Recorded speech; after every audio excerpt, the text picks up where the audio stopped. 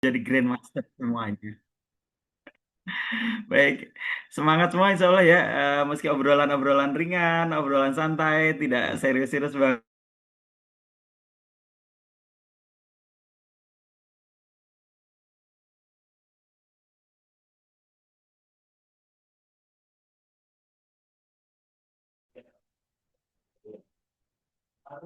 Pak Sis, mohon maaf, Pak Sis, itu mute-nya kepencet itu. Ya baik, mohon maaf. Ya, ya izin izin. Sudah terdengar kembali? Sudah. Sempat lama nggak Pak tadi mohon izin mati?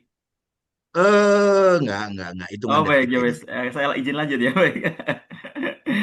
Ya, izin saya berdoa semoga Mitra Basu yang malam ini bergabung, semoga tetap berkelimpahan dengan kesehatan dan rizki yang luar biasa. Dan saya berdoa semoga 2-3 bulan mendatang semuanya menjadi Grandmaster di PT Basu ini dan semakin banyak member atau Mitra Basu yang bisa bergabung dan merasakan manfaat bergabung dengan PT Basu yang luar biasa ini.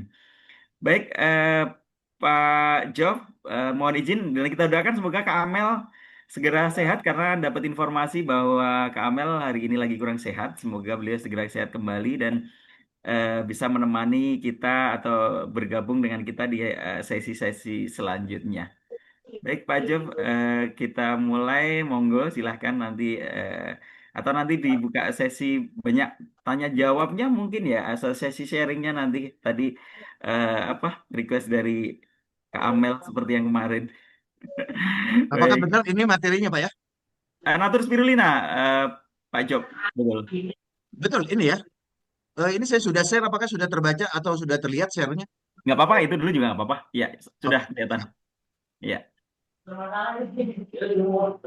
Sebentar, Pak. Ini sepertinya masih ada suara yang keluar dari rekan-rekan ini Baik, tadi.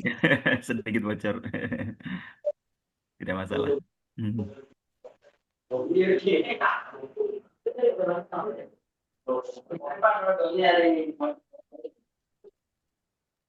Itu saya matikan semua, Pak. Jadi Pak Sis, monggo dipencet lagi, Pak. Baik, sudah Pak Jof, Siap, sudah. cukup. Sudah, Pak.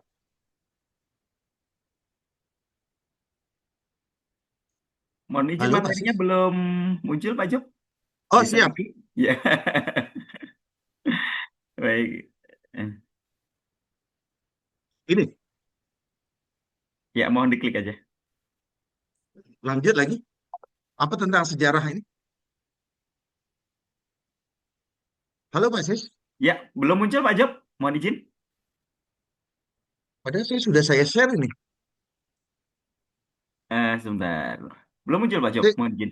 Iya, ini barusan saya matiin lagi karena kalau memang belum muncul gitu ya. Sebentar. Sekarang saya share. Nah, apakah sudah terlihat? Mohon dibantu teman-teman kalau seandainya ini apakah sudah terlihat materinya?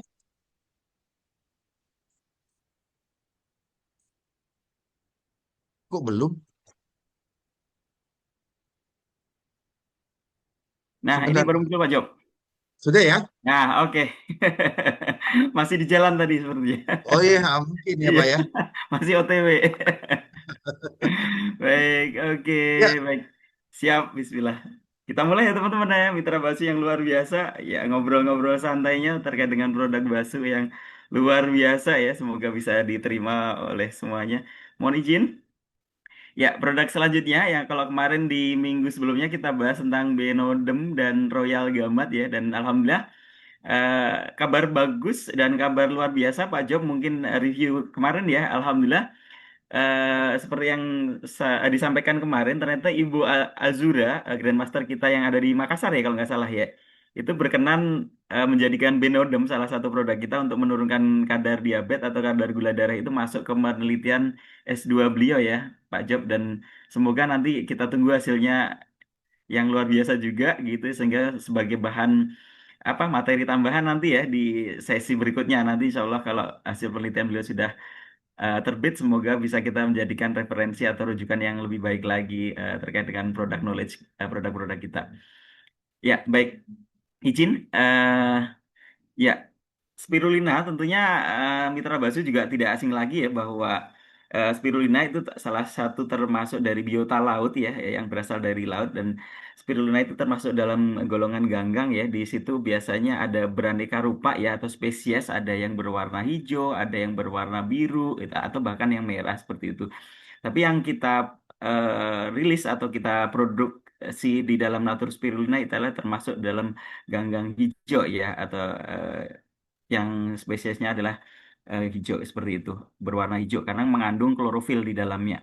Nah, seperti kita ketahui bersama bahwa spirulina ini pernah dinobatkan sebagai superfood ya kalau kita runut sejarahnya, bahwa dulu para astronot itu membawa atau menyediakan nutrisi makanan itu untuk keluar angkasa, itu salah satunya adalah spirulina. Karena kenapa? Di dalam spirulina itu mengandung banyak sekali nutrisi ya, yang padat nutrisi dan diperlukan untuk tubuh kita dan praktis dikonsumsi gitu ya. Intinya tidak menimbulkan kerepotan bila mana dikonsumsi dalam keterbatasan. Biasanya kalau misalkan astronot kan ruang geraknya di luar angkasa ya, beda dengan kita yang di bumi leluasa dengan gerak kita, kita bisa bergerak ke sana kemari dengan oksigen yang cukup gitu. Sedangkan para astronot itu banyak keterbatasan, bahkan suplai oksigen atau oksigen yang dibawa dari bumi pun juga dalam jumlah yang sudah ditakar atau sudah diatur sedemikian serupa sampai mereka akan kembali ke bumi, sehingga eh, spirulina itu dinobatkan sebagai superfood itu tidak ada salahnya juga ya, karena nanti akan kita lihat bahwa nutrisinya itu ternyata banyak sekali.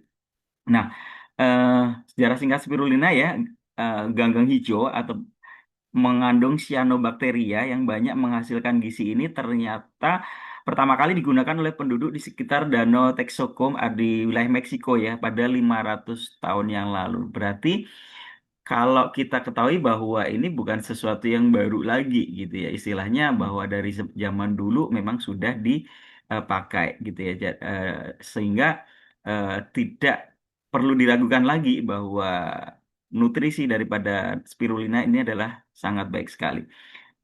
Bagaimana cara penggunaannya pada zaman tersebut? Penduduk di sekitar Danau Texoco menggunakan spirulina sebagai bahan untuk makanan ya. Ganggang hijau tersebut diperoleh mereka dari danau ya. Spirulina kemudian diolah menjadi lempengan-lempengan seperti layaknya sebuah biskuit yang mereka sebut sebagai liquid latte. Seperti itu. Jadi intinya spirulina itu juga bisa diolah ya sebagai makanan fungsional. Nanti di belakang akan kita lihat ya berbagai macam olahan apa yang bisa dibuat ya, nanti campuran jus, biskuit atau makanan-makanan yang lain. Nah, kemudian ya, oke. Em, baik, boleh baik sebentar Pak Jof, sebentar aja. Ya. Nah, kemudian biskuit tersebut dimakan sebagai cemilan ya di setiap harinya semenjak sering kali memakan biskuit itu mereka jarang sakit. Nah, dari situ kita melihat bahwa dengan adanya makanan yang mengandung spirulina ini bisa meningkatkan daya tahan tubuh ya, sehingga jarang sakit gitu.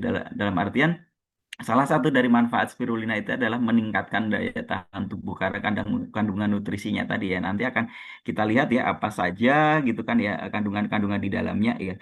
Dari hasil penelitian itu menunjukkan bahwa mereka sering mengkonsumsi makanan yang serupa dengan kue kering itu dibuat dari bahan spirulina. Jadi nanti akan kita lihat ya apa saja gitu kan keunggulan daripada spirulina ini dengan banyaknya kandungan nutrisi, baik vitamin, mineral, protein yang ada di dalamnya itu ternyata cukup tinggi. Next slide, Pak Job, silahkan. Nah, kita ketika musim panas, ketika terjadi meluasnya informasi mengenai spirulina di danau, penduduk mengumpulkan dengan kerambu ya istilahnya suku Aztec bahkan telah lama sekali memanfaatkan spirulina untuk memperbaiki gizi mereka. Nah, hasil penelitian dari Profesor Ali Kamsan, guru besar gizi IPB, mengatakan bahwa spirulina bisa memperbaiki gizi karena ia mengandung sebanyak 70% protein. Nah, istilahnya proteinnya tinggi sekali ya kalau misalkan bisa kita bilang, dan salah satu protein fungsinya adalah yang kita tahu meregenerasi sel-sel yang rusak sehingga eh, penyembuhan penyakit itu bisa menjadi lebih cepat. Itulah fungsi daripada protein ya yang kita kenal secara umum gitu di samping fungsi-fungsi yang lain membangun massa otot ataupun yang lainnya atau untuk tumbuh kembang segala rupa ya. Kemudian sel-sel yang rusak pun mampu diperbaiki melalui asam amino yang terkandung di dalam spirulina. Bahkan mampu meningkatkan sistem imun pada tubuh. Nah, itu tadi ya terkait dengan hasil penelitian ternyata dengan tingginya kadar protein itu bisa meningkatkan daya tahan tubuh juga atau dari kandungan-kandungan yang asam amino yang terkandung di dalamnya bisa meningkatkan daya tahan tubuh atau kekebalan tubuh. Next slide Pak Jo.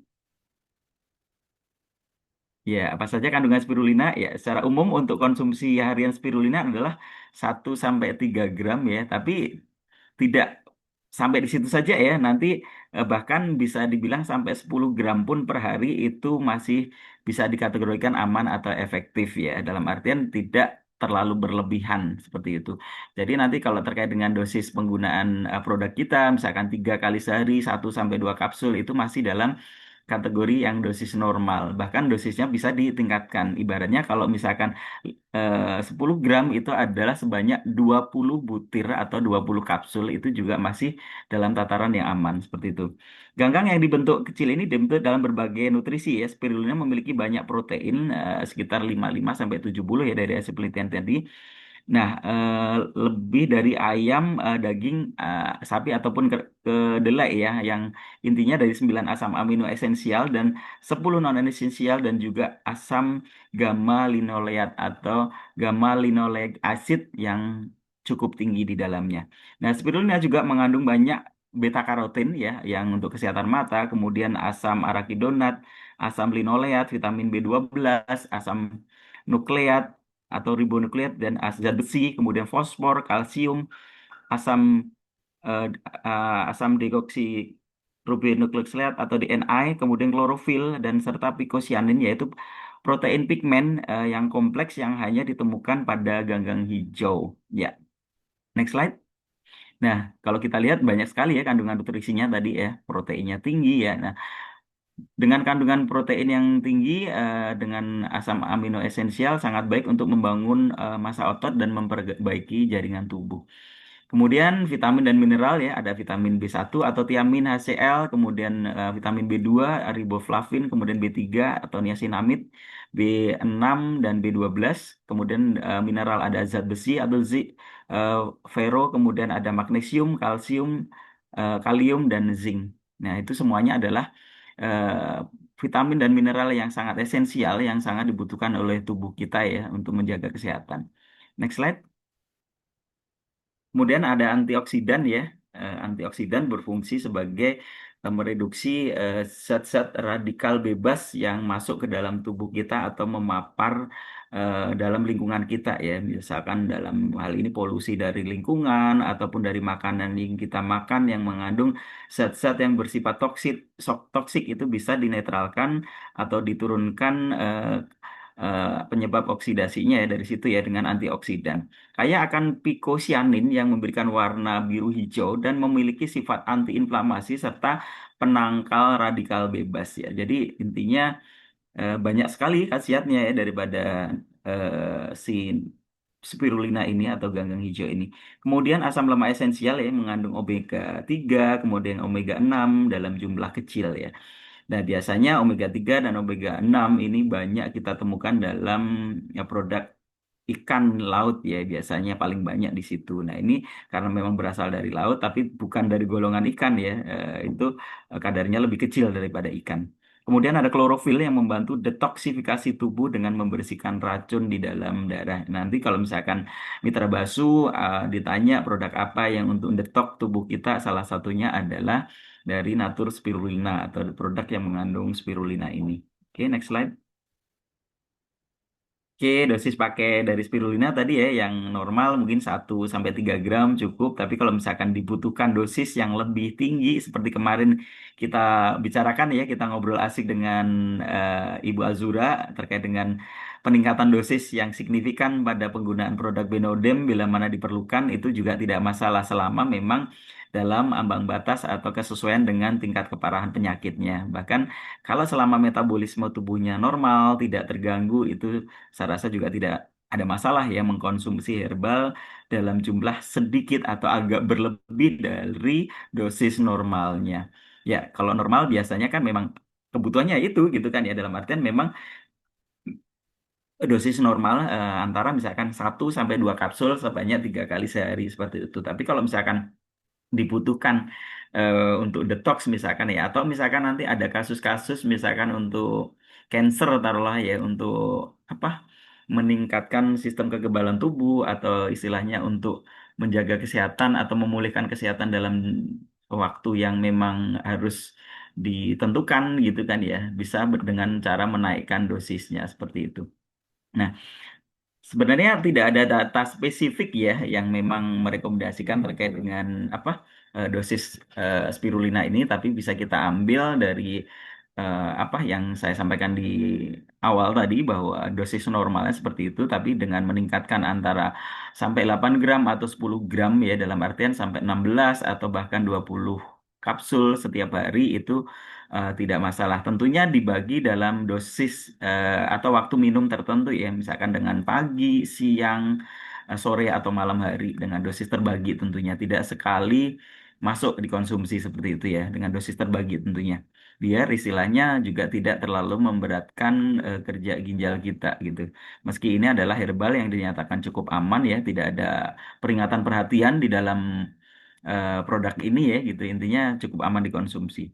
Nah, dosis untuk masing-masing orang bisa berbeda-beda gitu kan ya, tergantung kebutuhan. Kalau misalkan hanya untuk sekedar menjaga kesehatan itu bisa misalkan 3 kali sehari 1 sampai 2 kapsul gitu ya, dikonsumsi rutin, atau bahkan sehari sekalipun misalkan 1 sampai 2 kapsul itu juga tidak salah tentunya, karena memang tergantung kebutuhan seperti itu.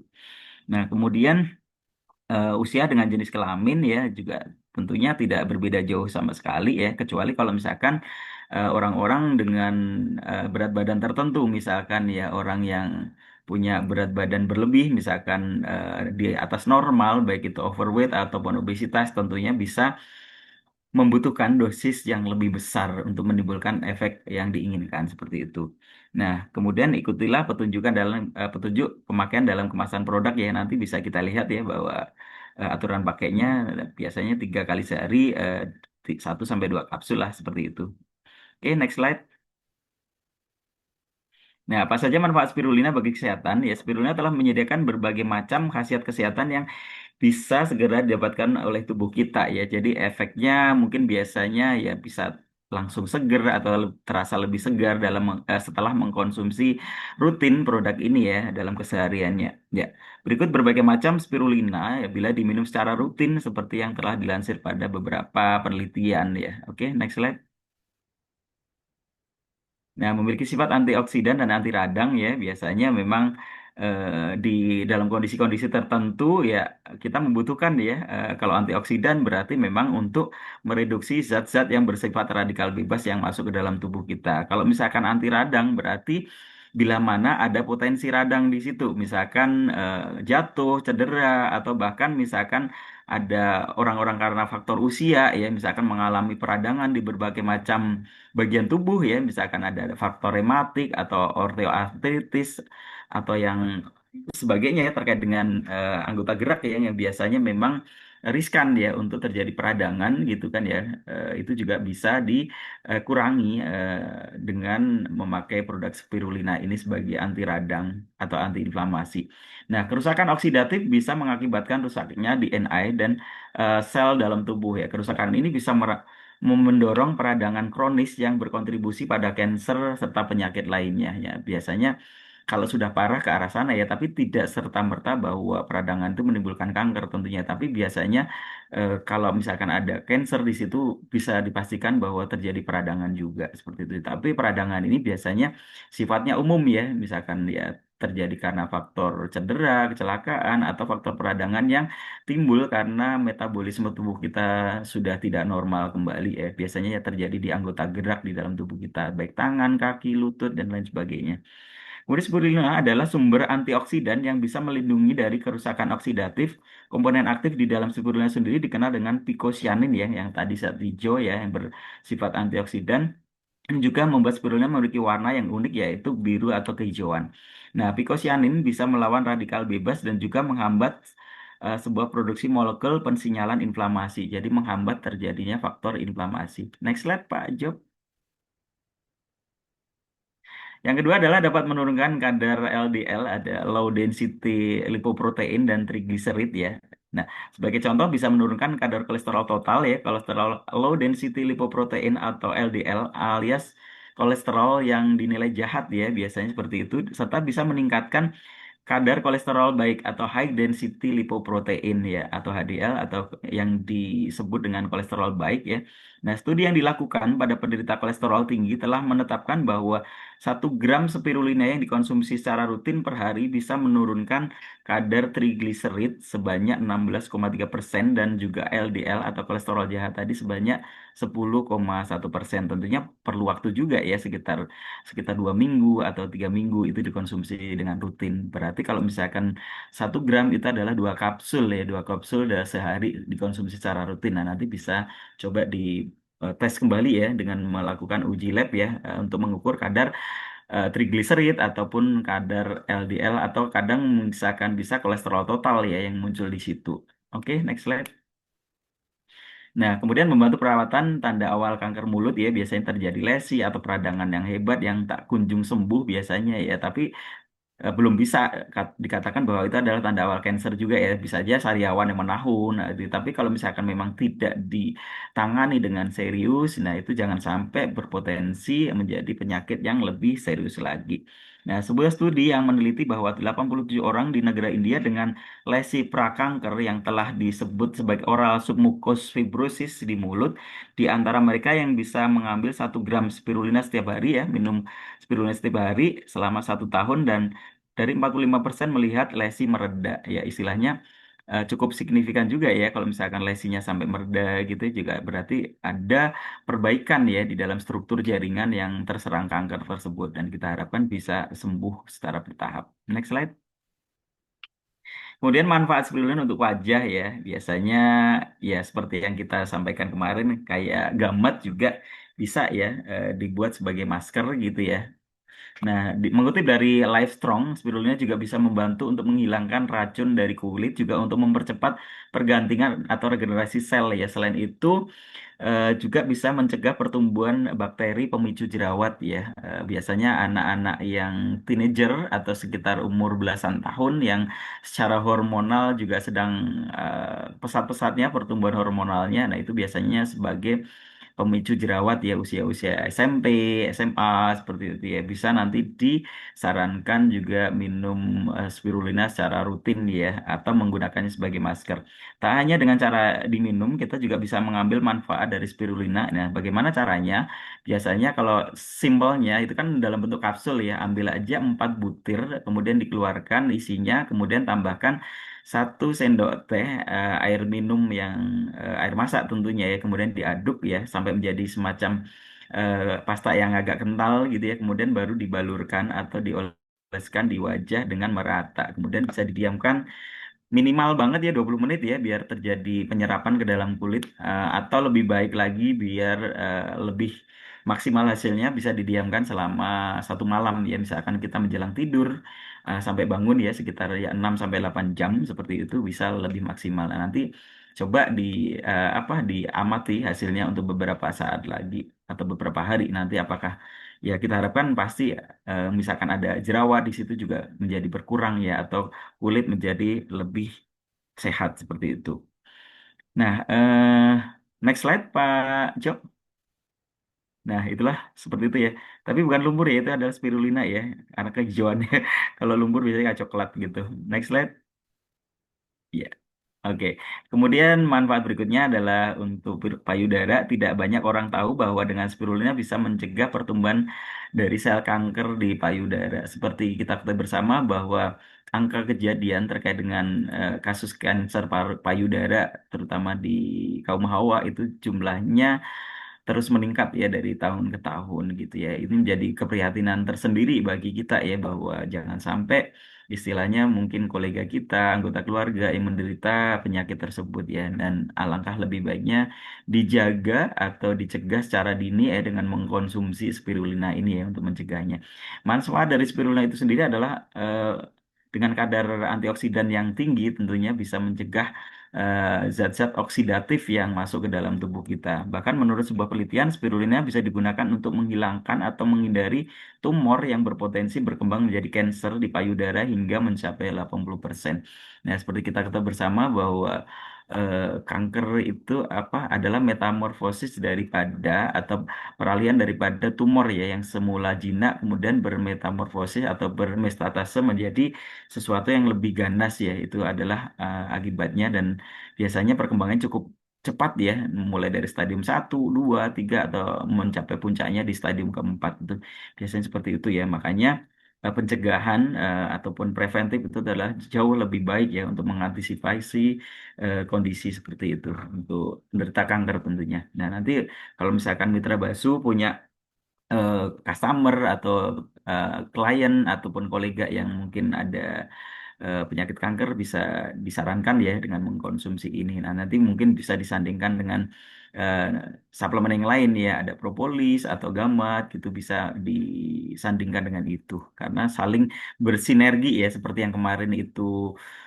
kita bahas ya di pertemuan sebelumnya Ibu Azura sangat aktif untuk mengcombine nutrisi atau suplemen yang beliau kasihkan ke apa istilahnya pasien beliau ya atau orang yang sakit gitu ya dengan 3 produk kemarin dan ternyata ada kabar baik yang sampai lepas insulin atau lepas dari obat diabetes seperti itu kan merupakan kalau menurut saya prestasi yang luar biasa sekali. Oke, next slide Pak Job.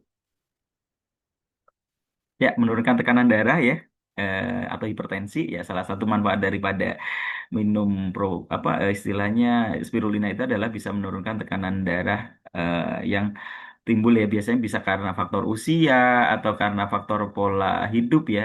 Hipertensi itu pemicunya kan banyak sekali ya seperti itu.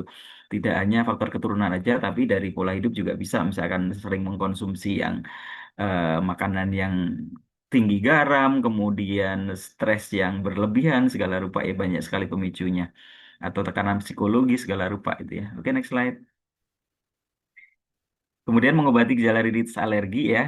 Nah, menurut beberapa penelitian ya sebetulnya mengandung merupakan salah satu pengobatan alternatif yang terkenal untuk gejala rinitis alergi ya. Biasanya dengan gejala hidung mampet atau meler ya Kak. Secara jangka waktu panjang dalam artian kayak pilek tapi tidak sembuh-sembuh seperti itu ya. Nah, itu penyebabnya banyak ya karena memang faktor alergi ataupun faktor-faktor dari internal tubuh itu sendiri yang memicu daya tahan tubuh yang sangat lemah dan itu juga bisa terdapat bukti bahwa tersebut cukup efektif ya. Nah, salah satu hasil studi yang melibatkan 127 orang dengan rinitis alergi mengkonsumsi 2 gram spirulina atau 4 kapsul ya kalau di dalam produk kita ini karena satu kapsul ada 500 miligram per hari secara dramatis bisa menurunkan gejala seperti layanan nasal discharge, hidung tersumbat, bersin-bersin, dan gatal-gatal. Nah, kita harapkan nanti kalau orang yang punya kasus-kasus rinitis alergi, pilek, ataupun gangguan pada THT yang tidak kunjung sembuh, nanti bisa disarankan dengan memakai produk Natur Spirulina. Next slide. Pengobatan anemia ya atau kurangnya sel-sel darah merah ya. Anemia yang paling umum ini ditandai dengan adanya pengurangan hemoglobin atau sel-sel darah merah di dalam tubuh kita ya. Penyakit ini cukup umum dialami oleh orang dewasa ya. Biasanya di kaum hawa lebih banyak ya karena dalam siklus menstruasi yang terjadi setiap bulan dengan mengeluarkan darah sehingga kalau memang tidak diimbangi dengan nutrisi yang cukup bisa menimbulkan terjadinya anemia ini ya. Anemia bisa juga menyebabkan penderitanya merasa lemas dan juga lelah berkepanjangan. Ya, manfaat dari spirulina ini diminum secara rutin bisa membantu mengatasi anemia karena kandungan zat besi yang ada di dalamnya ya. Nutrisinya selain zat besi tadi juga yang banyak sekali ya, tapi yang berperan adalah untuk mengembalikan ini adalah zat besinya. Oke, next slide. Kemudian dapat meningkatkan kekuatan dan daya tahan otot ya. Kerusakan oksidatif yang diinduksi oleh latihan menjadi kontributor awal kelelahan otot ya. Biasanya ini bisa menjadi suplemen tambahan atau suplementasi tambahan orang-orang yang mungkin bekerja berat atau olahragawan gitu ya yang mengeluarkan energi yang cukup besar ya untuk bisa mereduksi terjadinya cedera ataupun apa peradangan yang ada terjadi di situ. Oke, next slide. membantu kontrol gula darah. Ya, nanti kalau misalkan mau disandingkan dengan pengobatan yang dengan Benodem kemarin juga bisa ya, para mitra Basu sekalian ya. Dalam studi yang dilakukan selama 2 bulan terhadap sebanyak 25 orang mengidap diabetes tipe 2 ya, itu karena berarti karena gaya hidup ya, bukan karena faktor keturunan.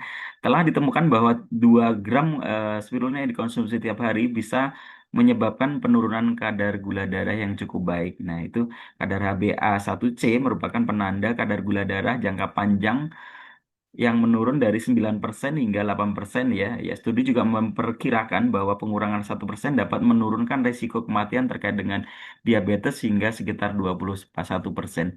Nah, ini kabar yang cukup baik juga ya, kalau istilahnya sudah menurunkan kadar HbA1c saja sudah turun, itu juga sangat bersyukur ya. Intinya berkunjung lebih baik tentunya ya, dalam artian tingkat parahnya penyakit ini sudah mereda seperti itu. Oke, next slide. Iya, oke. Spirulina untuk kesehatan secara spesifik ya, manfaat untuk kesehatan otak ya, spirulina dapat membantu melindungi otak dari kerusakan oksidatif. Ya, kemudian manfaat untuk atlet, spirulina mendukung pemulihan otot, meningkatkan daya tahan fisik. Kemudian yang berikutnya adalah menurunkan risiko anemia yang seperti kita sudah sampaikan tadi ya. Kandungan zat besinya yang membantu meningkatkan produksi hemoglobin, sehingga cocok dikonsumsi pada penderita anemia. Next slide, Pak Jo. Ya, cara mengkonsumsi spirulina ya tersedia dalam bentuk bubuk dicampur dalam smoothie jus, kemudian makanan yang lain juga bisa ya. Kemudian atau tablet atau kapsul sebagai suplementasi harian, ya tinggal minum ya dengan air putih secukupnya gitu kan ya. Atau kemudian dicampurkan dengan makanan ditambahkan ke dalam sup atau salad gitu ya. Next slide. Oke, nah itu contohnya ya, kalau misalkan dibuat dalam smoothie jus ya bisa dicampur dengan pisang, yogurt, atau madu ya, dengan jalan ya, cangkang kapsulnya dibuka dulu ya, kemudian dicampurkan sampai homogen atau tercampur rata, kemudian baru dikonsumsi. Kemudian dibikin pancake atau waffle itu juga ya, ditambahkan ke adonannya, kemudian baru dimatangkan seperti halnya membuat kue. Ya, kemudian energy balls campurkan dengan kurma, kacang, kakao atau untuk camilan sehat ya, sehingga banyak sekali apa varian atau makanan fungsional yang bisa dibuat ya dari ini. Kemudian spirulina dapat dicampur dengan madu atau yogurt untuk perawatan kulit ya. Tapi kalau misalkan dicampur madu mungkin jangan sampai nanti lengket, terus kadang-kadang kalau ada potensi ada semut segala rupa itu perlu dipertimbangkan juga ya. Tapi lebih aman dengan mencampurkan dengan air saja ya, sehingga sifatnya lebih netral. Kecuali kalau misalkan kita di dalam kondisi tidur ya, mungkin lebih nyaman. Oke, next slide. Oke, ya yang harus diperhatikan tentunya ya, kalau kita minum atau mengkonsumsi apa nutrisi atau suplementasi, tentunya yang sudah ada izin edarnya ya, sudah legal, kemudian tidak ada yang meragukan ya terkait dengan legalitasnya ataupun terkait dengan mutu, khasiat dan keamanannya. Next slide. Oke, ya next slide. Cukup kayaknya. Ya, itu dari slide pertama atau materi pertama. Mau ada diselingin dengan pertanyaan atau ngobrol dulu atau langsung ke slide kedua, Pak Job? Mungkin monggo. Eh, saya pikir sih langsung kita Ya siap, lanjutkan dengan langsung slide ya, baik. berikutnya, Pak ya. Baik, Sudah, sudah, siap. sudah, sudah. Baik.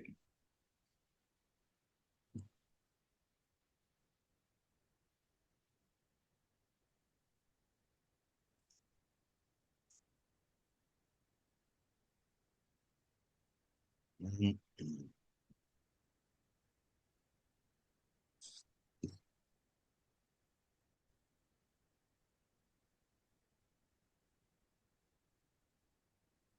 Betul ini, Pak.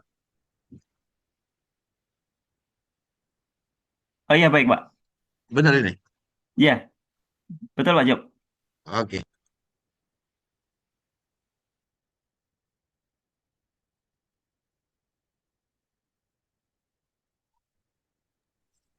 Oke, monggo Pak Sis. Baik, masih di jalan, Pak, sepertinya. Oh, belum Slide-nya. keluar ya? Belum, nggak apa-apa. Kita tunggu aja. Hah, belum keluar ini, Pak. Masih OTW kayak tadi. Nggak apa-apa. Oke. Masih OTW, Pak. Nggak apa-apa. Saya ulangi.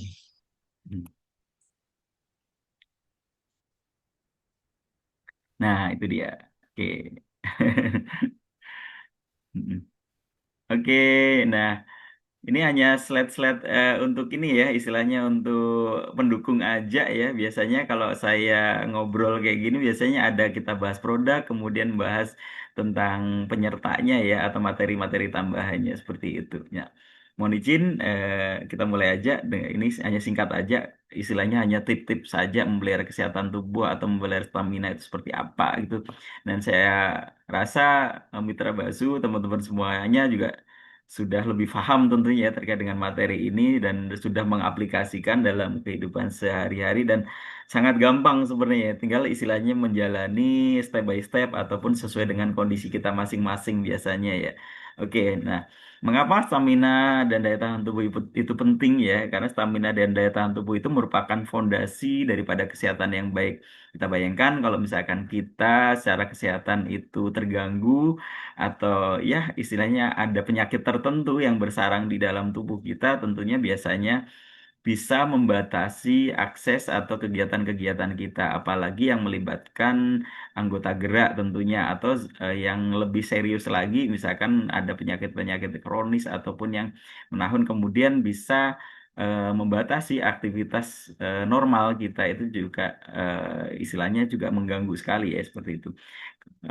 Mungkin juga kita akan melakukan aktivitas sehari-hari dengan efisien tanpa kelelahan yang berlebihan ya. Biasanya kalau misalkan daya tahan tubuhnya nggak bagus, gampang capek, gitu, segala rupa gitu ya, sedikit-sedikit lelah, capek gitu ya.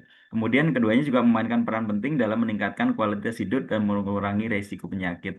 Nah, dengan hal itu bisa dipastikan bahwa dengan stamina dan daya tahan tubuh yang prima itu bisa meningkatkan kualitas hidup kita ya secara keseluruhan tentunya ya. Istilahnya kita bisa banyak menghasilkan sesuatu ya dalam hal itu misalkan kita lebih produktif kemudian kita bisa lebih energik dalam menjalani segala rutinitas dalam kehidupan kita sehari-hari beda halnya dengan orang-orang yang memang dalam kondisi keterbatasan tentunya ya, misalkan dengan sakit ataupun karena faktor usia yang memang tidak memungkinkan untuk bisa melakukan aktivitas yang senormalnya pada masa mudanya dulu ya. Tapi intinya karena faktor U ataupun memang karena faktor yang lain gitu kan ya itu kan bisa dilakukan tindakan preventif ya tentunya ya dengan menjaganya ya sebagai anugerah ya dari Allah dari Tuhan Yang Maha Esa untuk kita jaga ya sehingga kita bisa nikmati bahwa sehat itu mahal dan bisa orang bilang sehat itu sebenarnya pilihan gitu kan dia gitu ya.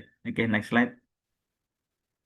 Nah, faktor-faktor yang mempengaruhi stamina dan daya tahan tubuh ya yang pertama adalah kurangnya aktivitas fisik ya. Biasanya yang kurang berolahraga atau aktivitas fisik itu lama-kelamaan juga akan lambat laun akan mengurangi atau menurunkan daya tahan tubuhnya. Kemudian pola tidur yang buruk ya, misalkan sering begadang yang mungkin tidak ada perlunya gitu ya kata Bang Haji ya.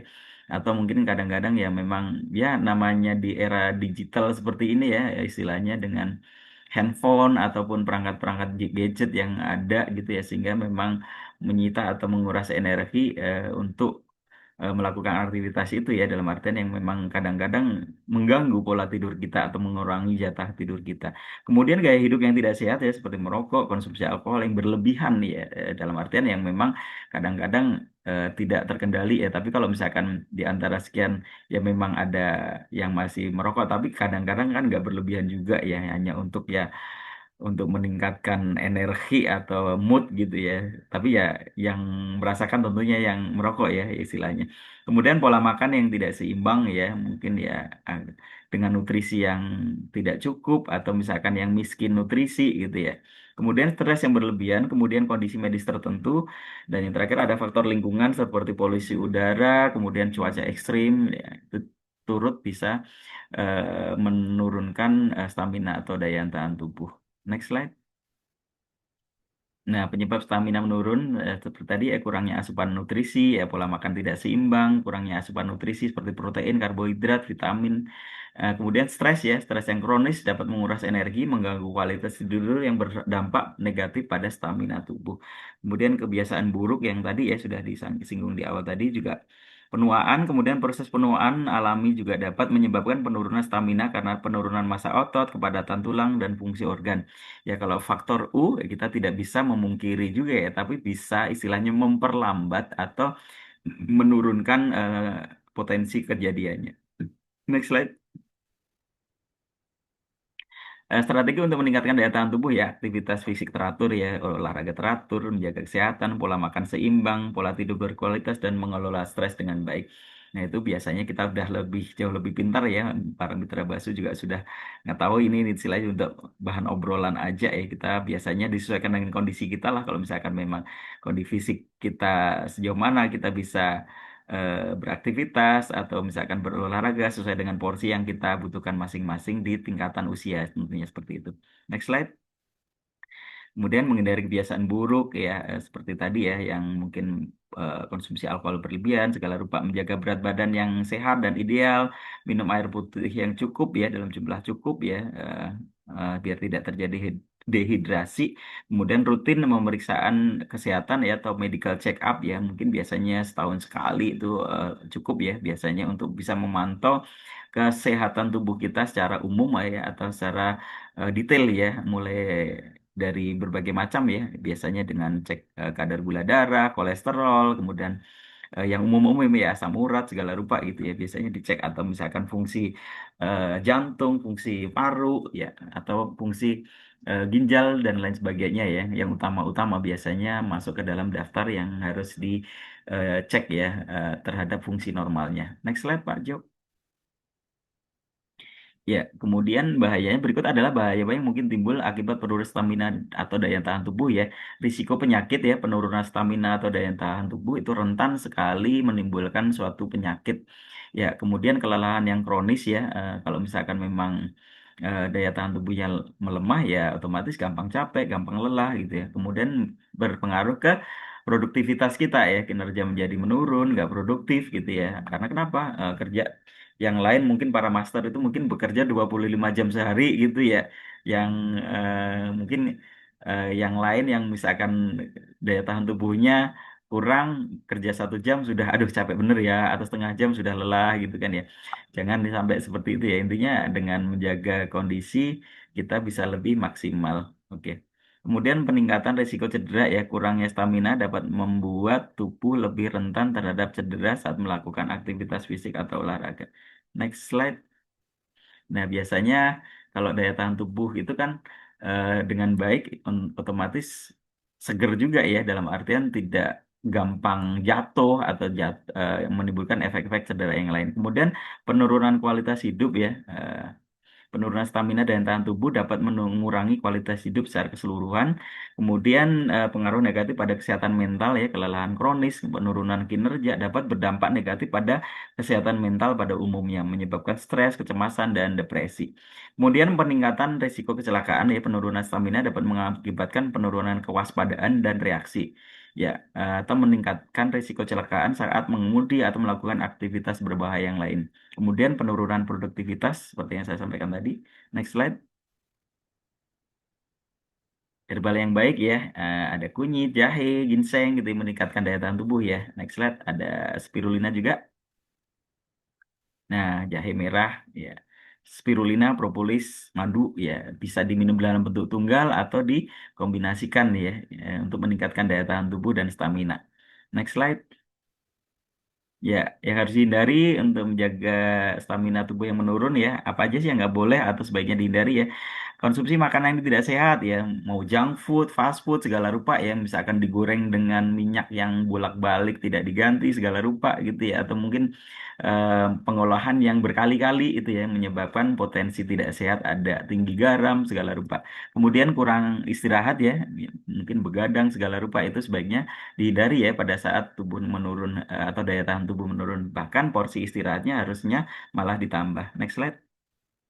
Ya, kemudian stres berlebihan ya dikendalikan stresnya ya otomatis dia lebih pintar memanage kondisi emosionalnya. Kemudian kurangnya aktivitas fisik ya lebih baik kalau misalkan kondisinya menurun ya segera rajin-rajin olahraga gitu biar istilahnya peredaran darah lancar, kemudian badan menjadi lebih sehat. Kemudian kebiasaan buruk ya, konsumsi alkohol berlebihan segala rupa itu juga sebaiknya dihindari pada waktu kondisi badan atau stamina tubuh dalam kondisi menurun karena nanti akan bisa menyebabkan lebih beratnya metabolisme tubuh di dalam mengolah zat-zat racun yang ada di dalam tubuh kita. Next slide.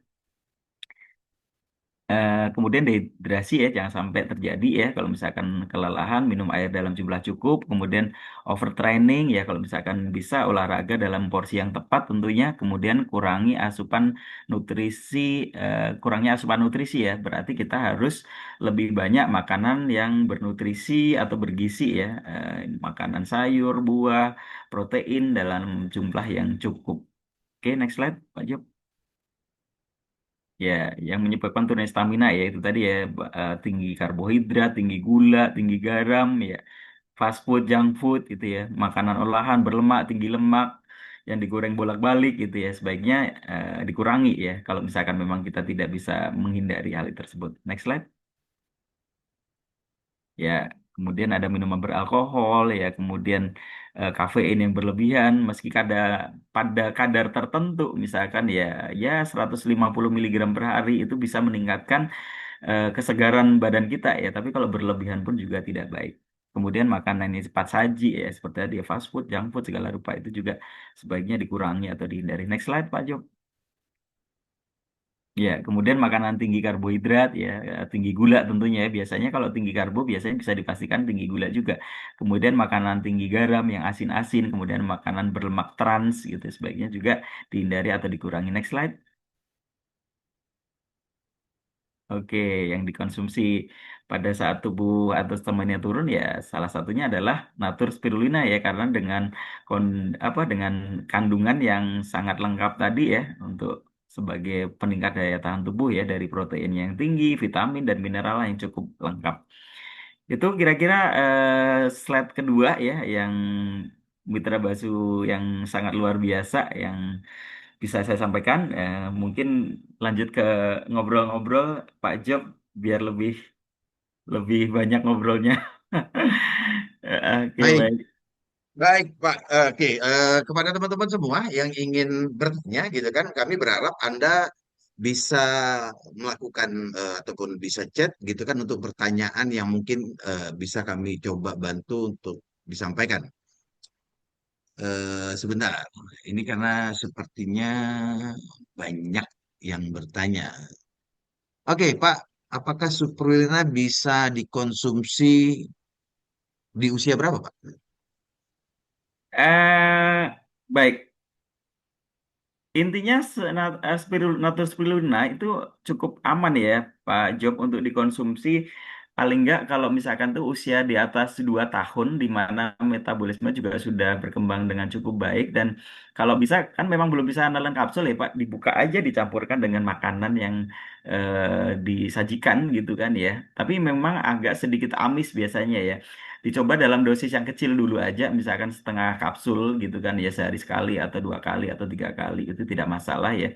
Tapi kalau misalkan memang nanti apa dari faktor usia itu juga ada keterbatasan dalam menelan itu bisa dibuka ya misalkan dalam usia lanjut atau dalam hal yang kesulitan menelan itu juga tidak masalah dalam artian selama memang tidak alergi terhadap makanan yang berasal dari laut kemudian tidak ada gangguan metabolisme yang serius ya, misalkan gagal ginjal segala rupa, itu bisa dipertimbangkan ya untuk bisa minum ya dari anak-anak sampai dengan remaja, dewasa ataupun lanjut usia ya, karena di dalam produk ini tidak ada peringatan spesifik terhadap usia ya, tapi notabene biasanya kalau di dalam produk kapsul karena memang kapsul ya idealnya kan memang ditelan oleh orang yang sudah bisa nelen kapsul dalam artian orang dewasa ya, kalau di dalam farmasi itu orang dewasa kategori dewasa itu adalah usia di atas 12 tahun biasanya seperti itu. Tapi kalau misalkan memang anak-anak pun di bawah 12 tahun diperlukan itu bisa dengan separuh daripada dosis dewasa tentunya seperti itu. Jadi silakan dicoba tapi intinya dari dosis tadi juga kita bisa melihat ya bahkan sampai 10 gram pun setiap hari bila mana diperlukan dosis itu ya tapi intinya biasanya hanya fase-fase tertentu biasanya nggak misalkan setahun full kita minum dengan dosis yang gede itu tentunya enggak biasanya oh karena memang dibutuhkan faktor pemulihan yang lebih cepat atau misalkan ada penyakit-penyakit yang memang secara serius sekali harus segera diatasi gitu kan ya atau bahkan kalau misalkan butuh dosis yang gede karena misalkan orang-orang tertentu dengan berat badan yang lebih daripada normal gitu kan misalkan sampai berat 200 kilo segala rupa itu kan pasti membutuhkan dosis bisa 2 kali lipat bahkan 3 kali lipat daripada dosis normal seperti itu. Jadi intinya secara pembatasan usia dari anak-anak selama memang masih atau sudah bisa minum produk ini ya Pak Job ya meski nanti dibuka kapsulnya itu ya selama memang tidak ada faktor alergi juga gitu ya dari anak-anak, remaja, dewasa sampai dengan lanjut usia itu tidak masalah ya. Tinggal menyesuaikan dosisnya tentunya. Biasanya kalau konsumsi paling besar ya dosis-dosis usia yang memang usia ini ya, usia dewasa ya, misalkan umur antara 20 sampai dengan 40 tahun itu biasanya membutuhkan dosis yang standar gitu ya. Tapi misalkan sudah usia lanjut itu biasanya kembali lagi hampir mendekati anak-anak pengaturan dosisnya biasanya dikurangi gitu. Karena kenapa? Terkait dengan sistem metabolisme di dalam tubuh yang biasanya fungsinya sudah menurun ya. Kita tidak katakan bahwa rusak enggak ya, tapi intinya untuk mencerna kemudian untuk memetabolisme itu sudah sedikit menurun ya sehingga memerlukan waktu yang lebih lama atau kadang-kadang ada faktor resiko tertentu misalkan pada penderita gangguan ginjal atau bahkan gagal ginjal yang memang secara asupan baik nutrisi ataupun makanan kadang-kadang ada pembatasan-pembatasan tertentu. Itu aja mungkin. Oke, Atau ada teman-teman yang mau menambahkan? Monggo. Pak, di sini ada Ibu Krisdiana Hidayati. Dia tanyakan tadi karena sempat dikatakan bagus untuk otot. Apakah spirulina juga bisa menambah massa otot juga, Pak? Iya, kalau kandungan proteinnya tadi kita lihat kan sampai 70% ya. Dalam artian biasanya kalau untuk nambah massa otot itu kan dikonsumsinya dosisnya besar ya Ibu Kristina ya mohon izin ya. Biasanya di suplemen-suplemen fitness itu kita saksikan ya bahwa tabletnya itu gede-gede yang kadang-kadang sampai satu tablet itu 3 gram ya kalau zat eh, zat aktifnya aja itu misalkan mengandung 3 gram protein tapi dibentuk dalam tablet yang gedenya kadang-kadang hampir satu jari gini ya istilahnya ya gedenya itu yang saya pernah lihat juga gitu. Nah itu menandakan bahwa kalau misalkan mau meningkatkan massa otot ya kita sesuaikan dosisnya bahkan eh, bisa sampai 3 gram atau 5 gram gitu ya Bu ya untuk sekali konsumsi ya. Ya, jadi tidak cukup hanya satu kapsul, 2 kapsul itu tentunya membutuhkan waktu yang lama. Tapi kalau misalkan memang yang minum ini adalah salah satunya eh, pelaku fitness taruhlah ya istilahnya orang yang getol gym kemudian memang sering mengeluarkan energi yang lebih dari biasanya kemudian perlu menjaga massa otot atau pengen membangun struktur otot yang lebih gitu biasanya pasti membutuhkan dosis yang lebih. Kadang-kadang tidak hanya protein kan ya, misalkan ada apa asam amino yang lain atau suplemen yang lain gitu kan ya dari susu segala rupa itu ya biasanya selain asam amino kemudian ada milkshake itu juga gitu kan ya. Jadi intinya kalau meningkatkan massa otot tentunya membutuhkan dosis yang lebih besar Ibu ya saya sarankan ya kalau sekali minum bisa sampai 5 atau bahkan 10 butir kapsul ya. Tidak hanya cukup satu dua gitu ya. Kalau misalkan memang mau ya, karena kita akan imbangi dengan dosisnya terutama ya, sebagaimana suplemen-suplemen fitness itu diminum kadang-kadang nggak satu tablet juga, kadang-kadang ada yang sampai 3 atau bahkan 5 sekali minum gitu. Sehari bisa 2 kali kadang bahkan seperti itu. Jadi intinya kalau mau meningkatkan massa otot ya mohon izin kita akan sesuaikan dosisnya Ibu ya. Kalau misalkan saya sarankan ya 5 sampai 10 kapsul gitu ya.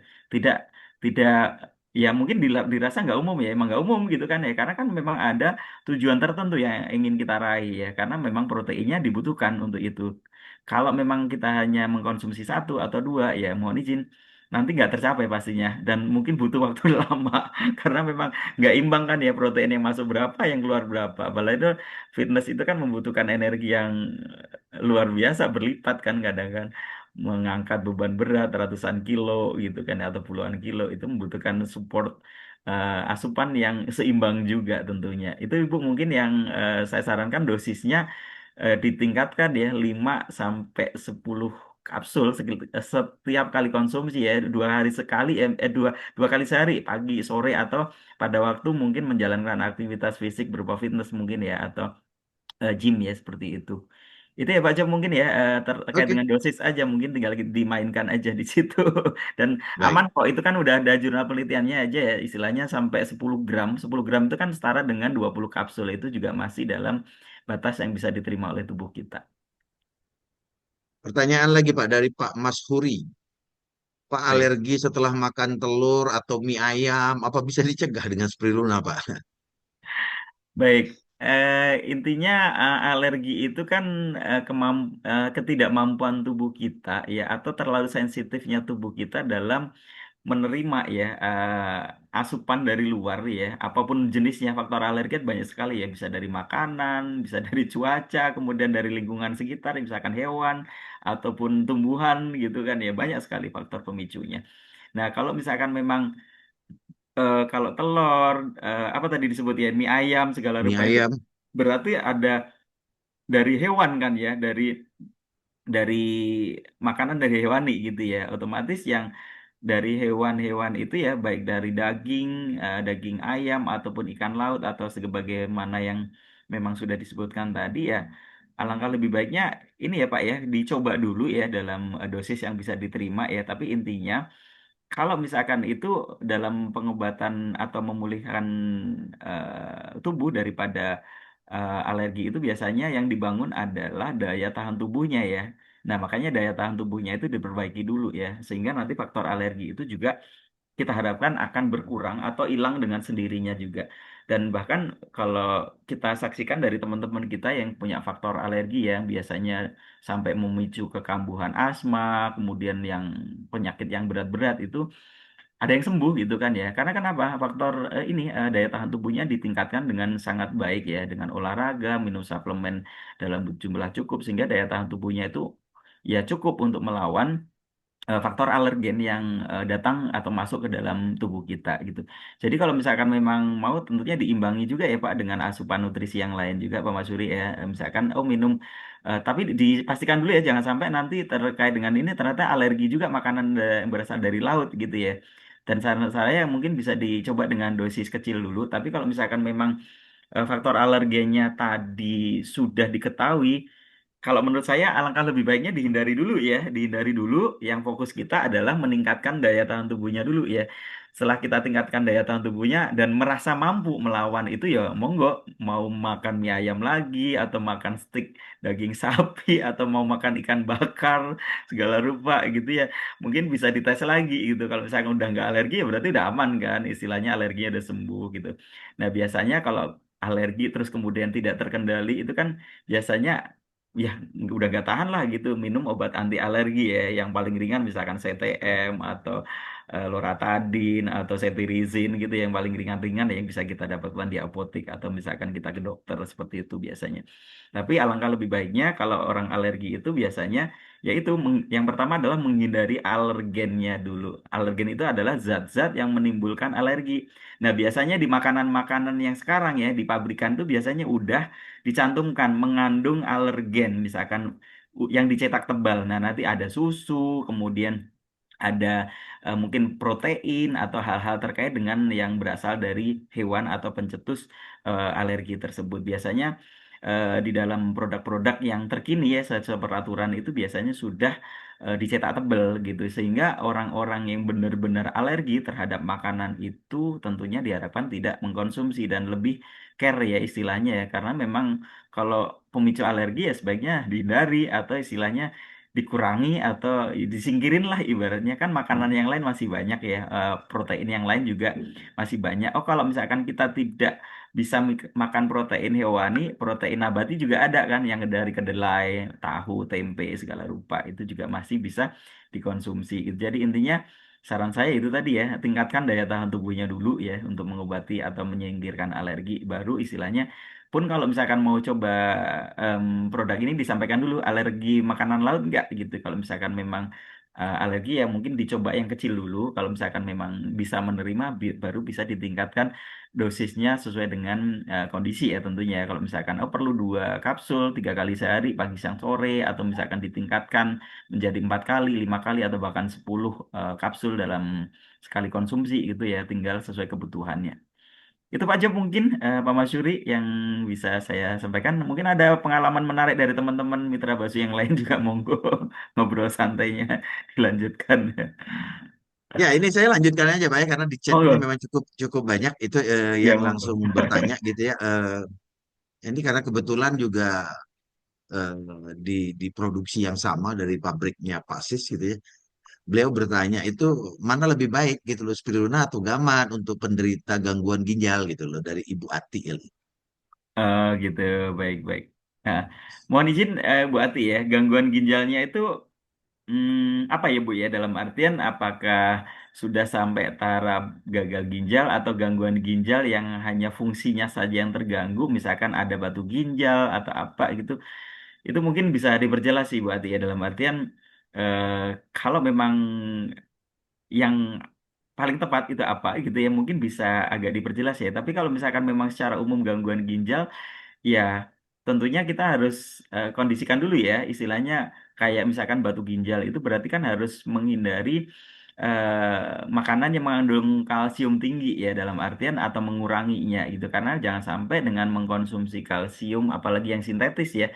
Kalsium kan ada yang alami, ada yang sintetis juga ya. Yang berisiko tentunya yang sintetis yang diproduksi oleh pabrik-pabrik yang menghasilkan kalsium sintetis, terutama yang pabrik farmasi ataupun yang memang mengelola itu ya. Tapi kalau misalkan yang alami kan berasal dari hewan ya, istilahnya yang dari susu, kemudian dari daging segala rupa itu ada tetap mengandung kalsium. Tapi intinya kita membatasi ya jumlahnya ya. Tapi kalau misalkan memang dalam hal ini diperlukan ya asupan ya, kalau saya sarankan pilihlah kalau misalkan itu yang dari ini Bu, yang dari spirulina ya. Kalau misalkan ada gangguan ginjal itu saya rasa bisa, dalam artian mungkin itu tadi ya, gangguan ginjalnya tidak terkait dengan menurunnya atau hilangnya fungsi ginjal. Tapi kalau misalkan memang nanti sangat memberatkan ya, istilahnya jangan sampai nanti ginjalnya untuk mengolah protein itu juga sudah tidak sanggup, atau misalkan apa ginjalnya tinggal berapa persen, itu ada baiknya juga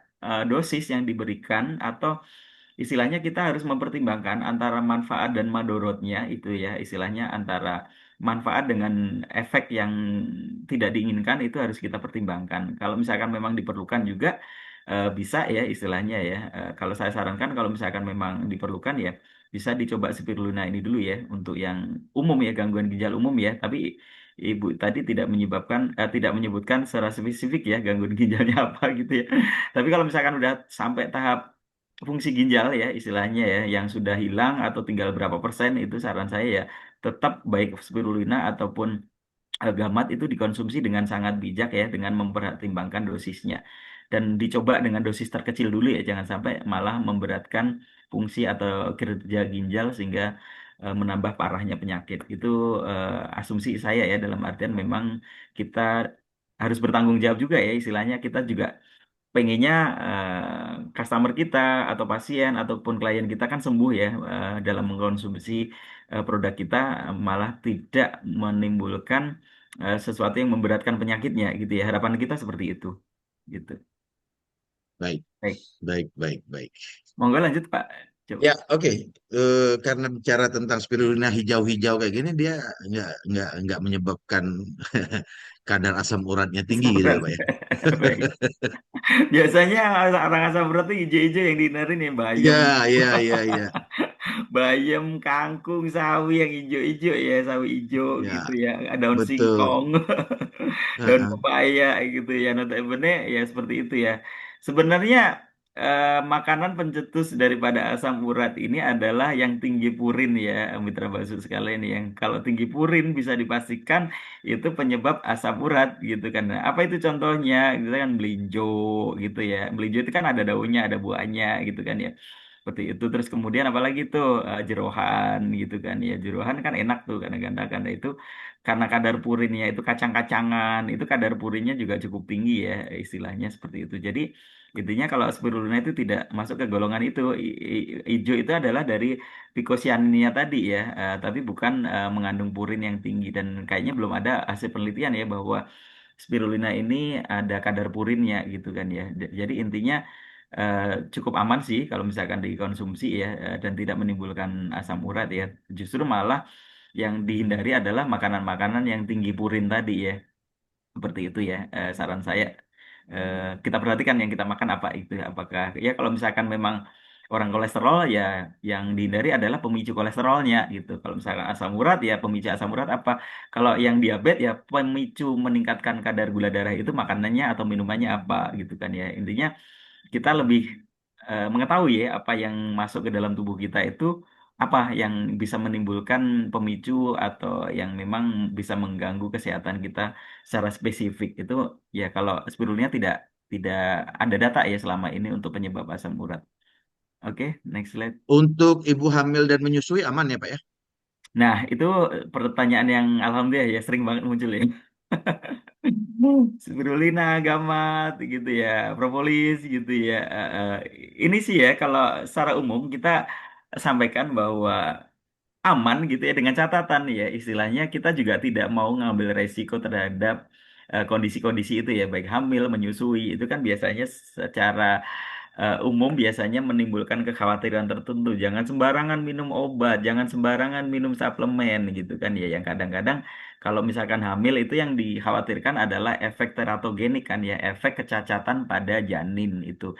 Nah, biasanya yang perlu kita maklumi bahwa efek atau kecacatan pada janin itu bisa ditimbulkan oleh obat-obat tertentu ya, efek samping ya biasanya kayak misalkan obat penghilang pusing kayak Antalgin itu kan punya efek samping ke sana gitu ya. Tapi kalau misalkan herbal ini saran saya ya dikonsumsinya bagaimana caranya? Ya ambillah usia aman kehamilan itu gitu kan ya. Pada waktu memang sudah tidak atau sudah melewati fase pembentukan organ-organ tubuh gitu kan ya. Nah, fase kehamilan itu kan ada fase-fasenya kan ya. Mulai dari bentuk embrio, kemudian berkembang biak menjadi janin yang lebih besar gitu kan ya, membentuk struktur tubuh secara lengkap itu kan ada fase-fasenya ya. Jadi kalau menurut saya kita ambil bahwa fase pembentukan organ tubuh itu sudah utuh sepenuhnya dan itu adalah usia-usia di atas 4 bulan kan ya yang memang dinyatakan aman atau mau lebih aman lagi ya setelah 6 bulan gitu kan ya pada waktu trimester awal itu udah terlewati itu adalah fase aman ya tapi kalau misalkan sekedar nutrisi ya saya sarankan ya tetap harus dipahami bahwa jangan sampai nanti kalau memang ada efek sesuatu ya produknya disalahkan itu juga tidak baik tentunya dan eh, kalau secara umum ya saya perlu sampaikan bahwa memproduk apa istilahnya mengkonsumsi produk ini ya mohon diperhatikan usia kehamilan aja sih kalau misalkan sudah di atas 6 bulan itu saya rasa aman sampai tahap melahirkan nanti ya. Bahkan kalau misalkan pada nanti fase menyusui ya, itu kan obat yang kita minum atau sesuatu yang kita minum itu nanti biasanya diekskresikan atau dikeluarkan lewat air susu kan ya. Nah, obat itu kan hasil metabolisme tubuh itu kan keluarnya dari mana-mana ya, lewat keringat bisa, lewat urin bisa, lewat feses atau kotoran bisa, atau lewat air susu ibu gitu ya. Jadi intinya berapa banyak yang dikeluarkan gitu kan ya dan bahkan kalau perlu dipertimbangkan juga dalam hal dosis pemakaiannya kalau misalkan dalam kondisi hamil dan menyusui ya dipertimbangkan pakai dosis yang toleran dulu gitu kan ya dosis normalnya dulu jangan berlebihan gitu karena jangan sampai nanti dari hasil ekskresinya itu akan diserap oleh janin ataupun bayi gitu jadi kalau misalkan memang tahap menyusui ini juga masih aman sih Pak Job dan mitra bakso semua ya asal kita perhatikan usianya berapa gitu kan ya. Tapi kalau menyusui saya rasa juga aman sih dan intinya kan dikonsumsi juga tidak ini ya, tidak banyak ya. Paling kalau propolis ya 10 tetes, gamat juga 2 butir, 3 butir gitu ya. Dan istilahnya tidak ada peringatan perhatian di dalam produk ini bahwa dilarang untuk dikonsumsi oleh wanita hamil dan menyusui gitu. Kecuali kalau misalkan di dalam produk itu ada peringatan perhatian yang mencantumkan hati-hati atau peringatan hati-hati atau tidak boleh digunakan pada wanita hamil dan menyusui. Itu baru menjadi perhatian yang lebih serius kita perhatikan. Tapi di dalam produk ini saya rasa tidak ada peringatan perhatian itu ya. Biasanya kalau hewan laut ya hati-hati terhadap orang yang alergi terhadap makanan yang berasal dari laut gitu. Terus kalau Oke. propolis biasanya hati-hati pada penderita yang sensitif terhadap produk lebah dan turunannya. Produk lebah itu kan banyak kan ya, ada propolis, ada madu, bipolen, segala rupa itu adalah produk turunan lebah. Nah itu biasanya peringatan berartinya hanya sebatas itu dan tidak sampai ke ibu hamil dan menyusui dan kesimpulannya adalah cukup aman. Oke, aman ya. Berarti lanjut Pak, kita tanya kepada anak-anak yang mungkin sulit makan sayur gitu. Ini sebagai penggantinya itu bagus ya Pak ya untuk gizinya Pak ya. Iya, tapi tentunya biasanya tetap dijalankan juga ya Bapak Ibu untuk makan buah sayurnya juga tetap dikasih ya, jangan sampai hanya mengandalkan spirulina saja ya, jangan sampai nanti nutrisi yang ada gitu ya, misalkan oh seratnya gitu kan berasal dari buah dan sayurnya, ternyata memang hanya diminum spirulina ya, mungkin protein dan apa vitamin mineralnya ada gitu, tapi kalau misalkan oh seratnya kan masing-masing makanan yang kita makan itu bersifat saling melengkapi ya istilahnya, kayak jargonnya dulu mungkin 4 sehat 5 sempurna lah atau apa itu kan saling melengkapi ya, tapi kalau misalkan hanya satu yang kita konsumsi tentunya serasa ada yang kurang ya Pak Job ya, dan intinya mungkin ya dari makanan ya jangan sampai nanti makan kenyang nggak ada nutrisi tapi nutrisinya diambilkan dari spirulina, bukan misalkan dari sayur buah atau yang makanan sehat lainnya, itu juga tentunya kurang bagus juga ya. Dan saran saya kalau mengkonsumsi makannya ya selengkap mungkin gitu kan ya, kebutuhan vitamin kita sejauh mana, proteinnya seberapa, kemudian mineralnya berapa, itu yang menjadi faktor yang mungkin harus kita pertimbangkan ya, dan masing-masing orang itu punya kebutuhan sendiri-sendiri ya. Oh misalkan saya gitu misalkan ya perlu misalkan vitamin C 500 miligram tiap hari gitu ya, mungkin orang lain hanya membutuhkan 200 atau 300, yang lain mungkin membutuhkan 1 gram. Nah, itu adalah kebutuhan masing-masing orang itu beda-beda ya. Tadi bisa karena faktor usia, karena berat badan, atau karena kesehatan yang tertentu yang membutuhkan dosis itu yang menjadikan hal itu beda ya. Saran saya tetap bisa konsumsi spirulina atau natur spirulina, tapi jangan sampai apa makanan yang lain ditinggalkan ya. Tapi saran saya tetap dilengkapi ya, atau dimakan ya, dikasih gitu ya. Iya, oke baik. Oke, spirulina bisa diminum dengan yang lain bisa gitu ya Pak ya. Bisa. Langsung aja kita seperti itu. Katanya masuk seperti dikonsumsi. Ya itu kolaborasi sama Pak Daeng gitu ya. Oke, pasti setiap hari minum satu pagi, malam boleh nggak? Karena trigliserid saya tinggi, sudah ke 10. Oh. Ini, ya, pasti saya tiap hari minum spirulina, pagi satu, malam satu. Boleh nggak? Karena trigliserid saya tinggi, gitu Baik, Pak. oke. Baik, ya. Bisa sih dicoba ya, Bapak. Tapi intinya dalam hal ini juga minum suplemen iya, tapi makanan-makanan yang pemicu tingginya trigliserid itu baiknya dikurangi juga ya, Pak Job ya. Atau Pak siapa nih yang memberikan pertanyaan tadi ya? Pak, Eh, ini Ibu Ibu Sri Sriati, ya, baik Ibu Sriati, Sriati. baik. Baik, suplemen boleh Bu dilanjutkan dikonsumsi secara rutin, tapi intinya makanan-makanan yang pemicu trigliserid atau kolesterol ataupun apalah yang satu paket dengan dia ya, LDL segala rupa itu tinggi gitu, ada baiknya juga dikurangi ya, atau mungkin bisa dihindari dulu gitu ya sampai benar-benar trigliseridnya turun, kemudian lemak totalnya ataupun LDL-nya gitu juga terkendali gitu ya Bu ya. Saran saya seperti itu sehingga kita tidak hanya mengandalkan minum produk aja ya, tapi istilahnya harus tetap diimbangi dengan pola hidup yang sehat. Seperti hanya juga dalam hal memanage orang-orang yang diabetes ya, itu tidak hanya bisa mengandalkan obat aja, misalkan oh mau minum Benodem atau minum metformin atau disuntik insulin, tapi pola makannya tetap sembarangan. Itu juga tidak bijak tentunya ya. Yang lebih bagus adalah istilahnya kita memanage gitu kan ya kalau sudah ada faktor-faktor resiko terkait dengan hal-hal yang mendatangkan gangguan kesehatan di dalam tubuh kita ya terkait dengan tinggi kolesterol atau gula darah, asam urat.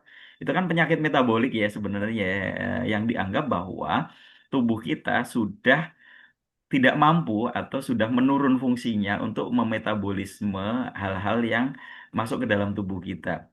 Harusnya kalau misalkan normal, lemak, minyak, ataupun bentuk apapun yang masuk ke dalam tubuh kita itu kan bisa diolah ya.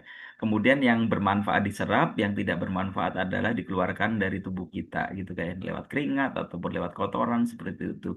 Tapi berhubung memang ada gangguan metabolisme di dalam tubuh kita ya misalkan apa organ tertentunya memang sudah tidak berfungsi dengan baik gitu ya. Misalkan contoh diabetes adalah pankreasnya yang sudah tidak berjalan dengan normal. Kemudian misalkan lemak itu berarti hati atau levernya sudah tidak bisa mencerna dengan maksimal gitu ya. Dalam artian ya memang dalam hal itu kita harus menjaga kesehatannya ya Ibu. Atau misalkan Ibu bisa tambahkan ya kalau misalkan di luar obrolan kita wajib izin ya, kalau misalkan Ibu mau minum kunyit secara rutin itu ya atau temulawak itu kan mengandung kurkumin ya atau kurkuminoid ya itu biasanya eh, dari hasil penelitian kan bisa meningkatkan atau meningkatkan kesehatan fungsi hati ya. Itu mungkin bisa dicoba ya minum kunyit secara rutin baik itu dalam bentuk kunyit asem atau marut sendiri ya dibuat sendiri terus nanti diambil peresan airnya ditambahkan madu atau direbus diminum secara langsung itu banyak caranya gitu. Jadi istilahnya tingkatkan fungsi daripada hati ya sehingga dia bisa memetabolisme lemak yang masuk ke dalam tubuh kita gitu kan ya. Nah, jangan lupa tadi diet rendah lemak ya istilahnya atau makan yang lemaknya yang sehat gitu kalau misalkan memang minyak ya minyaknya yang mungkin yang minyak yang sehat ya dalam artian bisa dicoba minyak zaitun gitu kan ya memang harganya agak lebih mahal ya tapi kalau misalkan sehat kan orang biasanya mau dan istilahnya bisa berkorban untuk itu ya. Hindari yang misalkan gorengan yang digoreng sampai dengan minyaknya hitam yang sudah berkali-kali untuk goreng itu kan sudah tidak sehat ya yang itu juga salah satunya menjadi pemicu naiknya trigliserid atau lemak di dalam tubuh kita gitu ya. Dan itu adalah residu pemicu kanker juga kan kadang-kadang orang bilang seperti yang harus dikurangi atau dihindari gitu. Mungkin ada yang lagi yang mungkin mau Baik. menambahkan pengalaman yang baik atau punya pengalaman yang seru kayak Bu Azura kemarin pengalamannya seru banget tuh. Ya, pasti tadi bicara tentang manfaat yang itu bisa buat bantu ataupun kanker payudara gitu kan. Apakah dengan benjolan yang ada di kepala gitu kan, apakah bisa juga ini Pak gitu kan? Baik. Kalau misalkan memang hasil dari diagnosa dokter sudah ditegakkan atau sudah ada hasilnya ya Pak terkait dengan kanker ataupun tumor, kalau itu benjolan di kepala dipastikan dulu ya Pak ya, apakah itu stadiumnya adalah masih tumor atau kanker segala rupa itu kan biasanya ada hasil diagnosanya ya atau misalkan di ronsen atau apalah gitu ya dari hasil biopsi segala rupa itu. Nah, itu biasanya bisa dipastikan ya. Gitu. Tapi kalau misalkan mau dicoba dulu sesuaikan dengan usianya ya Bapak Ibu dalam artian ya apakah anak-anak atau dewasa gitu ya mau disesuaikan dosisnya aja gitu. Kalau misalkan dewasa ya tolong diberikan dengan dosis dewasa ya yang sesuai. Tapi kalau misalkan anak-anak bisa dicoba dengan separuh daripada dosis dewasa seperti itu ya. Semoga saja tidak ada kesulitan menelan ya. Tapi kalau misalkan ada kesulitan menelan, alangkah lebih baiknya ya dibuka saja kapsulnya, kemudian bisa dicampurkan dengan madu atau air minum atau misalkan diolah menjadi olahan yang lain juga bisa ya. Silahkan seperti itu. Nah, itu bisa dicoba ya Pak Job intinya kalau misalkan ada benjolan itu. Tapi itu tadi benjolan juga belum pasti ya, apakah tumor, tumor di kepala atau kanker gitu kan ya. Itu kan beda kan ya. Kalau tumor bersifat jinak, kalau kanker kan bersifat ganas ya biasanya itu hasil metastasenya daripada si tumor itu ya berubah menjadi ganas ya. Itu kan ada perjalanannya ya dan eh, bisa berubah di setiap fase gitu ya atau tahapannya gitu. Oke, next. Oke, ada beberapa pertanyaan yang mungkin tidak sesuai dengan materi kita pada Nggak malam hari apa-apa. ini. Siapa tahu Nah, bisa dia share bertanya kok. tentang masalah skincare, Pak. Bapak mau jawab tentang skincare. Ya kalau saya sedikit punya, tapi kalau di luar itu ya mungkin jadi PR saya gitu. Apa? Nah, ini ada pertanyaan dari Ibu Azura Grandmaster. Ya, Nah, produk untuk tipoid stadium lanjut, Pak. Ini kira-kira bisa nggak, Pak? Karena kita lagi bicara tentang spirulina ini, apakah spirulina juga bisa bantu, Pak? Apa Pak tipoid ya? Tipoid, stadiumnya Oh, udah lanjut. heeh. Izin. eh Tipoid itu kan demam ya Pak. Demam tipoid itu kan mohon izin ini tipoid atau ini tiroid kan beda ya jauh ya. Kalau tipoid itu kan demam yang disebabkan oleh kuman Oke. Salmonella tipi ya seperti itu. Kalau tiroid itu adalah kelenjar gondok ya. Mohon izin ini saya Tipes, Pak. Tipes, Pak. Tipes. tipes berarti tipoid kan ya demam Hmm. tipoid itu ya. Oke. Tapi kalau ini biasanya kan Salmonella tipi kan penyebabnya. Ini kan harusnya idealnya diatasi dengan antibiotik seperti itu. Tapi kalau misalkan mau dilawan dengan ini ya pasti tingkatin daya tahan tubuh ya. Biasanya ya ada spirulina, kemudian propolis gitu atau gamat atau yang mengandung vitamin C ya produknya itu ya. Mungkin ada suplemen juga yang lain. Itu bisa dipakai juga gitu. Tapi tolong dihindari juga untuk yang pemicunya ya biasanya yang apa istilah makanan-makanan yang mungkin terpapar ya, mungkin tidak ditutup secara sempurna, mengandung bakteri itu atau mungkin ada pengolahan yang tidak higienis gitu kan ya itu juga harus dihindari ya Bu ya. Tapi intinya kalau misalkan memang sudah stadium lanjut, ini kan udah perlu pengobatan yang serius ya Bu ya. Kita sarankan memang harus pakai antibiotik ya.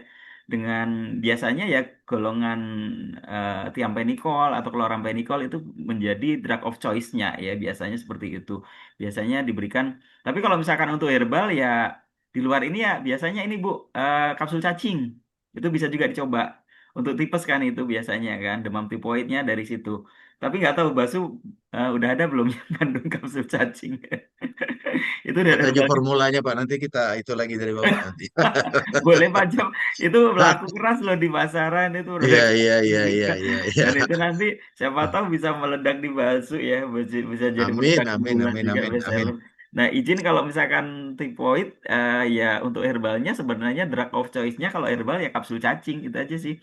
Di luar konteks pembicaraan kita ini ya Pak ya. Tapi kalau misalkan kayak spirulina apa misalkan kayak propolis, gamat itu ya sebagai pendamping aja atau supporting suplemen aja sih sifatnya. Tapi kalau mau yang utama ya itu tadi mau obat farmasi yang golongan tiampenicol, chlorampenicol atau golongan herbal yang spesifik efeknya ada gitu kan ya berupa kapsul cacing karena di dalam cacing atau Lumbricus rubellus itu kan ada enzim lumbrikinase ya yang di situ berfungsi sebagai ini ya untuk tipes juga terus melancarkan peredaran darah juga atau mengencerkan darah juga dalam hal-hal tertentu ya biasanya dari kapsul cacing sih itu atau teman-teman mungkin ada pengalaman menarik juga monggo aja disampaikan tapi sejauh pengetahuan saya kalau herbal yang drug of choice-nya itu adalah kapsul cacing ya.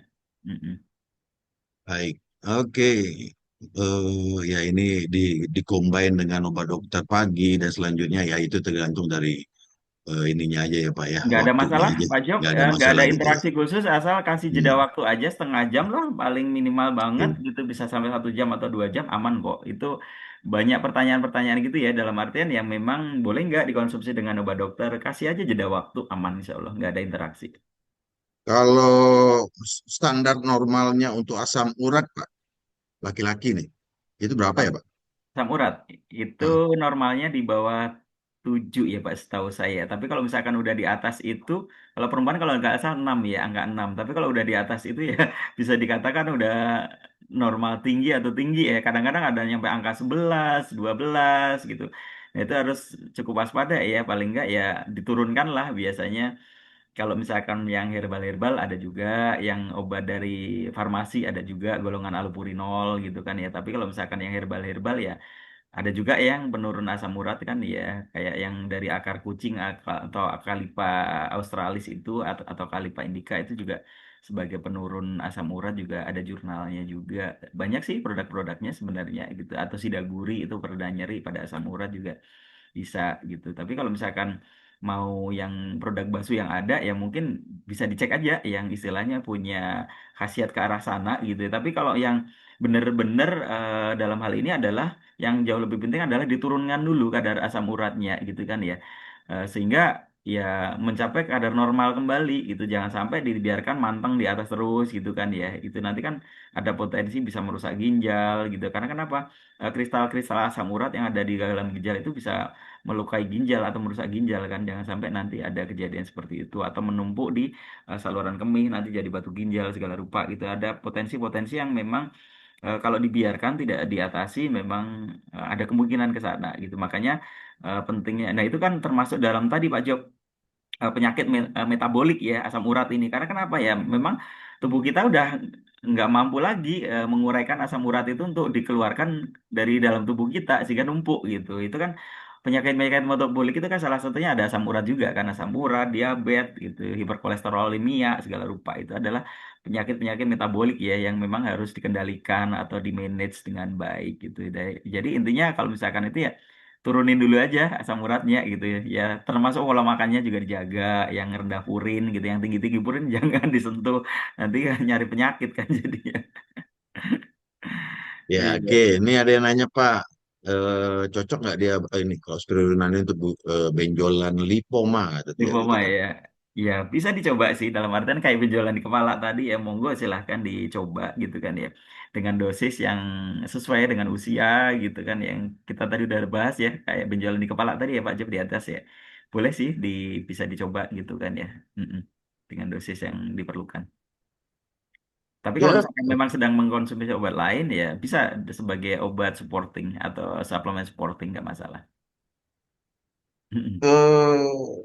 ya Bu Azura ada ketik ini apa namanya mah Tipes. akut, saraf terjepit, bisa terbantu dan bisa ini berkat dari spirulina Pak. Itu dari pengalaman beliau ini tadi itu. Memang betul ya gitu ya. Saraf kejepit loh Pak. Nah ini Pak Job, saya alhamdulillah dapat insight banyak banget tuh dari beliau loh. Istilahnya Benodem itu sampai orang lepas obat anti Ya diabetes ya, dan itu dari saya beliau dengar yang kemarin. kemarin di Hmm, pertemuan kita sebelumnya yang sebelumnya, di Jumat kemarin itu beliau nyampaikan dan alhamdulillah saya udah tektokan dengan beliau untuk dan alhamdulillah beliau kan lagi ambil S2 ya mengambil hmm. penelitian tentang produk Benodem Pak Job kalau Pak Job sudah tahu mungkin ya beliau mengambil Saya sudah dengar kemarin gitu kan, saya ikut mendengar gitu kan. alhamdulillah. Dan dia berharap Bapak bisa menjadi sponsornya juga gitu kemarin. Iya, amin. Saya udah tektokan juga sama beliau dan alhamdulillah saya cukup cukup senang juga gitu ya. Ya nanti kita lihat juga gitu. Dan alhamdulillah ini ada kabar bagus juga kan. Alhamdulillah mak aku dan saraf kejepit member saya sembuh dengan berkat spirulina itu kan ya berarti ya gini ya Pak Job ya dalam artian eh, obat atau suplemen itu kan sebenarnya wasilah kan atau sarana penyembuhan kan ya istilahnya mungkin tidak terbersit memang khasiatnya ke sana gitu. Tapi kalau misalkan memang diminum dan yang satu jauh lebih penting biasanya sugesti kan. Ya bismillah, saya minum produk ini sembuh. Nah, itu dari itu aja orang udah percaya gitu kan ya. Ya ibaratnya orang minum nih air putih doang didoain misalkan ini ada obatnya sembuh gitu kan ya. Dan kadang-kadang itu diberlakukan di obat farmasi juga Pak, namanya placebo gitu kan ya. Kalau ibu-ibu pasti tahu deh obat pil KB itu kan jumlahnya ada yang 28 atau berapa. Nah, itu ada beberapa tablet yang isinya adalah tepung.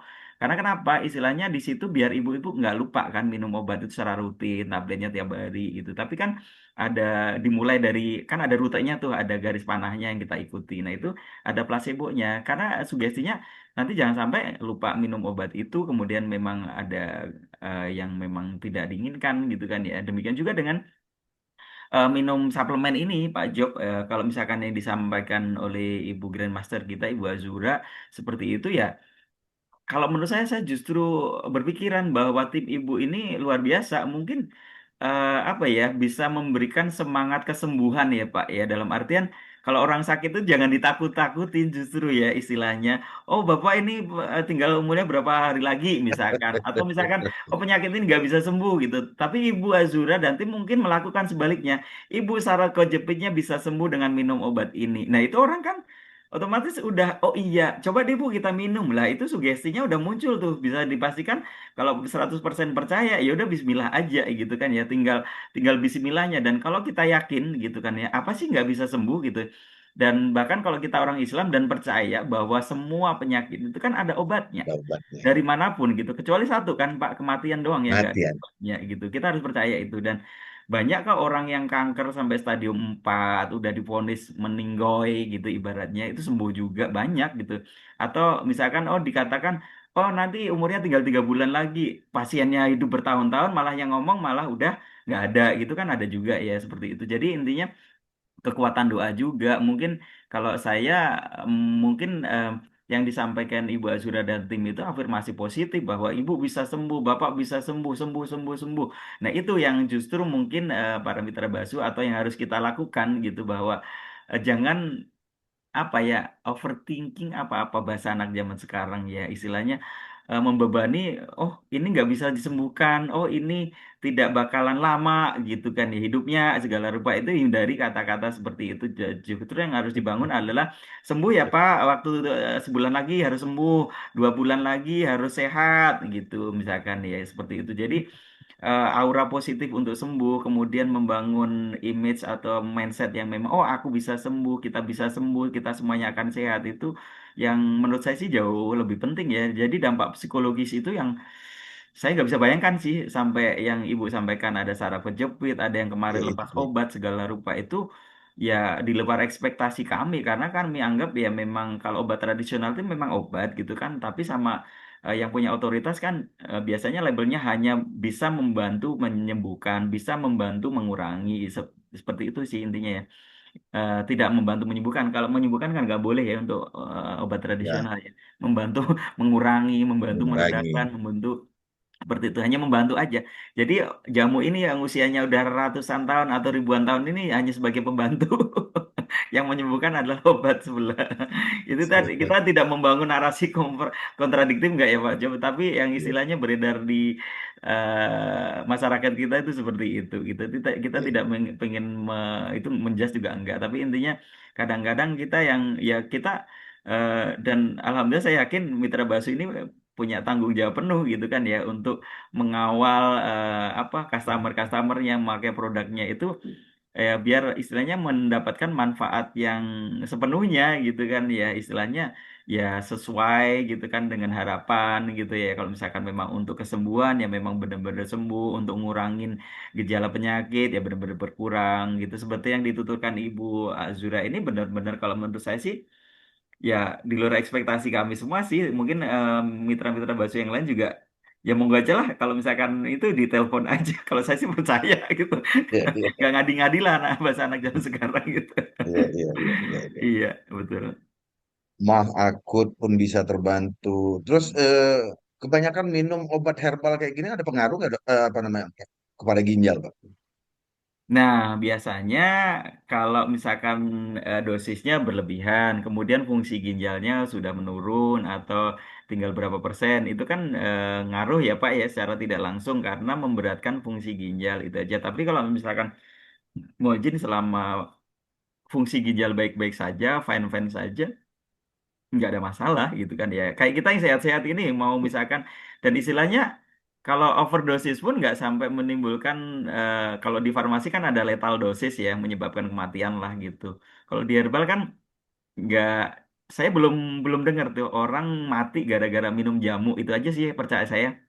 Karena kenapa? Kalau misalkan minum kunyit asam seliter gitu ibaratnya paling juga awet doang kan gitu nggak nyampe mati gitu ya. Coba kalau misalkan minum obat-obat yang sintetis gitu ya misalkan oh yang penurun kadar gula darah overdosis pasti langsung ngedrop gitu dan efeknya karena memang cepat gitu kan ya dan herbal itu kan ya masing-masing punya kelebihan kekurangan ya baik kayak herbal ataupun chemical itu kan punya fungsi strategis masing-masing gitu dan kita percaya bahwa kedua-duanya punya fungsi gitu kan ya dan tidak bisa saling meremehkan atau apa ya mengesampingkan lah gitu herbal juga punya fungsi penting obat chemical di fase tertentu juga punya fungsi penting. Jadi intinya kalau menurut saya terkait dengan apakah ada gangguan ginjal apa enggak kembali lagi ke yang konsumsi siapa nih? Kalau yang orangnya sehat-sehat aja, organ metabolisnya organ yang untuk berfungsi metabolisme masih aman, sehat, aman aja sih Pak, nggak ada masalah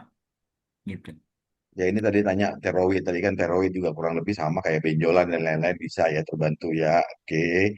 Terus minum Royal Gammat untuk kejepit. Oke, udah dijawab. Cara kejepit sama gamat. Kasus member ini ya, oke, ini ceritanya. Sepakat. Kalau Pak Suratno jawab Pak sepakat. Suratno. Iya, iya, iya, iya, iya, iya, iya, iya, iya, iya, iya, Pak. Baik. Ya, insight itu banyak Ya, sekali, itu. Pak Jo. Ah, Insight-nya banyak Bapak. sekali sih dari para master atau dari para mitra basu itu. Insight-nya saya rasa mungkin ini baru satu dua yang muncul ya, tapi banyak ya kalau bisa dibilang keajaiban-keajaiban yang kadang-kadang di luar nurul ya Pak, yang istilahnya kita temuin dari itu mungkin baru Bu Azura doang yang cerita, tapi kalau teman-teman yang lain yang cerita kemarin saya ketemu dengan mitra basu ngobrol gitu kan yang dari Jambi gitu waktu itu kita ketemu bareng gitu ternyata banyak yang istilahnya beliau tuh kreatif mengkombin antara satu produk dengan yang lain gitu dan sembuh atau istilahnya mencapai kesembuhan yang diinginkan gitu dan ya saya nggak sampai sekepikiran itu gitu kan ya tapi beliau cerita sendiri gitu kan dan ini kan menunjukkan bahwa teman-teman Mitra Basu sendiri sudah lebih kreatif ya untuk mengcombine oh ini dengan apa dengan apa dan dosisnya berapa sampai kemarin Ibu Azura juga meningkatkan dosis ya secara inisiatif sendiri untuk ya karena kadar gula darahnya udah 300 400 atau bahkan lebih udah suntik insulin ya udah sekali minum 6 atau 8 kemarin kan ya udah nggak apa-apa gitu kan ya dan alhamdulillah ada hasilnya kan gitu ya monggo aja itu kreativitas teman-teman juga dan ya insya Allah nggak usah khawatir nanti overdosis gimana Pak nggak ada insya Allah selama memang orangnya yang memang konsumsi sehat kondisi ginjalnya heparnya juga sehat iya Oke, mungkin itu yang hadir di dalam kolom chat ini untuk bertanya gitu Pak Sis gitu baik ya. Pak Jo. Mungkin sebelum kita tutup, mungkin ada yang ingin disampaikan untuk sebelum kita tutup, Pak. Iya, baik. Siap Pak Job. Ya, terima kasih atas ngobrol-ngobrol santainya para mitra Basus sekalian. Kita berharap bisa bertemu lagi nanti di pertemuan selanjutnya. Semoga tetap semangat menjalani hari-hari yang mungkin kadang-kadang orang bilang, oh lagi lesu atau gimana. Ya Bismillah ya, mungkin ada fasenya seperti itu. Tapi saya berkeyakinan bahwa Basu akan tetap berkibar, semua produk-produknya bisa diterima dan mendatangkan manfaat sebesar-besarnya dan Basu akan terus bertumbuh. Ini kan umurnya baru 2 tahun kan, gimana nanti kalau 10 tahun kita nggak bisa bayangkan gitu. Dan semoga kita tetap setia juga ya mengawal pertumbuhan dan eh, Basu untuk mendunia ini kita bisa kawal dengan baik dan kita yakin gitu kan ya bahwa semuanya kita akan menuju ke sana gitu kan ya. Semuanya yang ada di grup ini saya doakan menjadi Grandmaster dalam waktu tidak lama Amin. gitu kan ya. Kita harapan semua seperti itu dan teman-teman bisa mengambil manfaat sebanyak-banyaknya sebesar-besarnya siapapun kita ataupun siapapun yang mengkonsumsi produk kita juga mendatangkan manfaat yang sebesar-besarnya. Kita bisa terus berkolaborasi, bersinergi dengan baik ya apapun yang memang kita kerjakan dan saya yakin akan mendatangkan hasil yang luar biasa di kemudian hari. Tinggal tunggu. Amin. Banyak Amin ya motor-motor Rabbal di sini Alamin. soalnya. Iya, iya, iya, iya, iya, Bapak, sekalian aja di hadapan banyak 121 partisipan pada saat ini.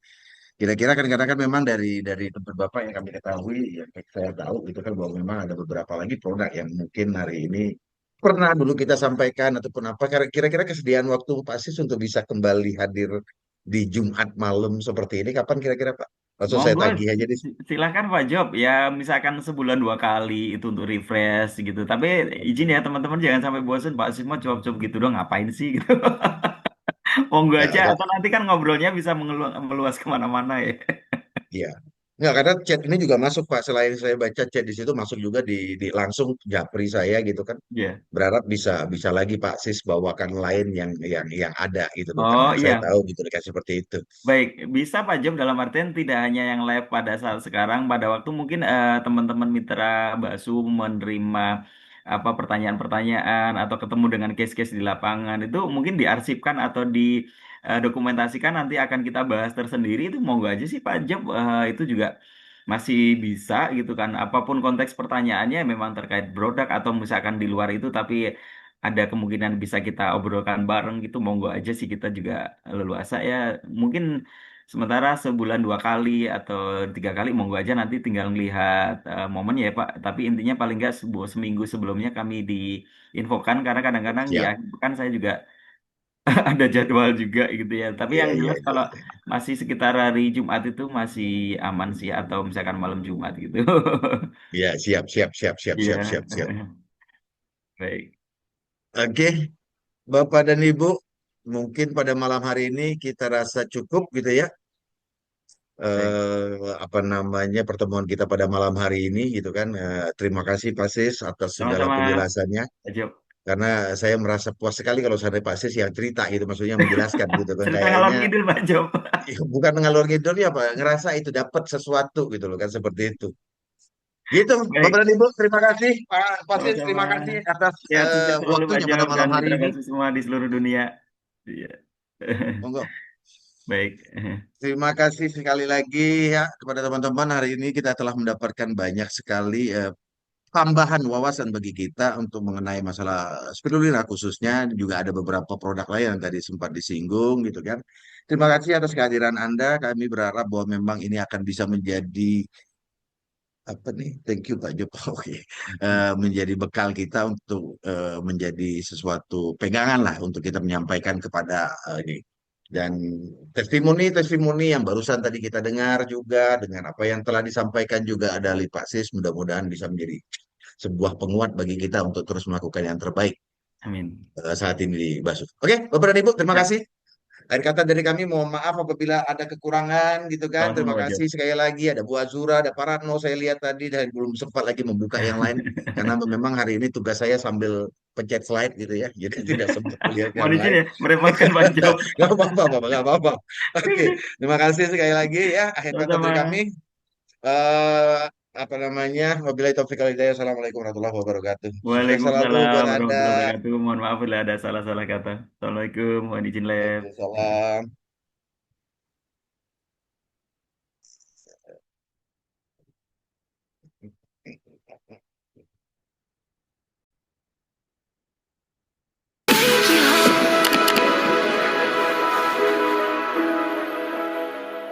I'll take you home. Halo teman-teman member Basu seluruh Indonesia. Ya, 3 hari ini kita ada leader meeting yang sangat luar biasa. Ya, di mana peringkat elit, master dan grandmaster dan seluruh founder dari PT Basu kita berkumpul selama 3 hari ini. Kita membicarakan tentang visi sangat luar biasa dan yang satu agenda yang sangat luar biasa. Hari ini kita konvoy teman-teman yang sudah berhasil membeli mobil impian mereka, teman-teman semua. Ya, pastikan ya Bapak Ibu yang hari ini berjuang ya tetap konsisten, ya tetap action Bapak Ibu teman-teman semua karena kita sudah berada di kendaraan yang tepat dan kita ketemu lagi di meeting founder dan leader untuk peringkat-peringkat tertentu ya di tahun depan. Oke? Sama teman-teman seluruh Indonesia, keakrapannya luar biasa karena pertemuan kali ini, training kali ini adalah kita tuh dibentuk untuk kekeluargaan. Jadi Masya Allah nikmat banget, luar biasa. Kita saling support ya, walaupun itu cross lane. Kita mau bikin kerjasama yang solid. Pokoknya Basu bakal booming meledak. Tahun 2026 kita pastikan 5.000 orang sampai 8.000 peserta hadir di ulang tahun Basu berikutnya. Satu di antara yang menjadi kebanggaan kami dari SNI, Anda harus menjadi bagian pemenang di panggung ulang tahun Basu berikutnya. Go Grandmasters! Di Basu semakin sukses dan banyak lagi melahirkan miliarder dari Basu dari seluruh Indonesia. Berkumpul dengan orang-orang hebat di Basu. Ayo segera bergabung di Basu dan saya tunggu di hari ulang tahun Basu yang ketiga di Jakarta. Sampai jumpa di panggung Grandmaster. Go Grandmaster, bisa, bisa, bisa.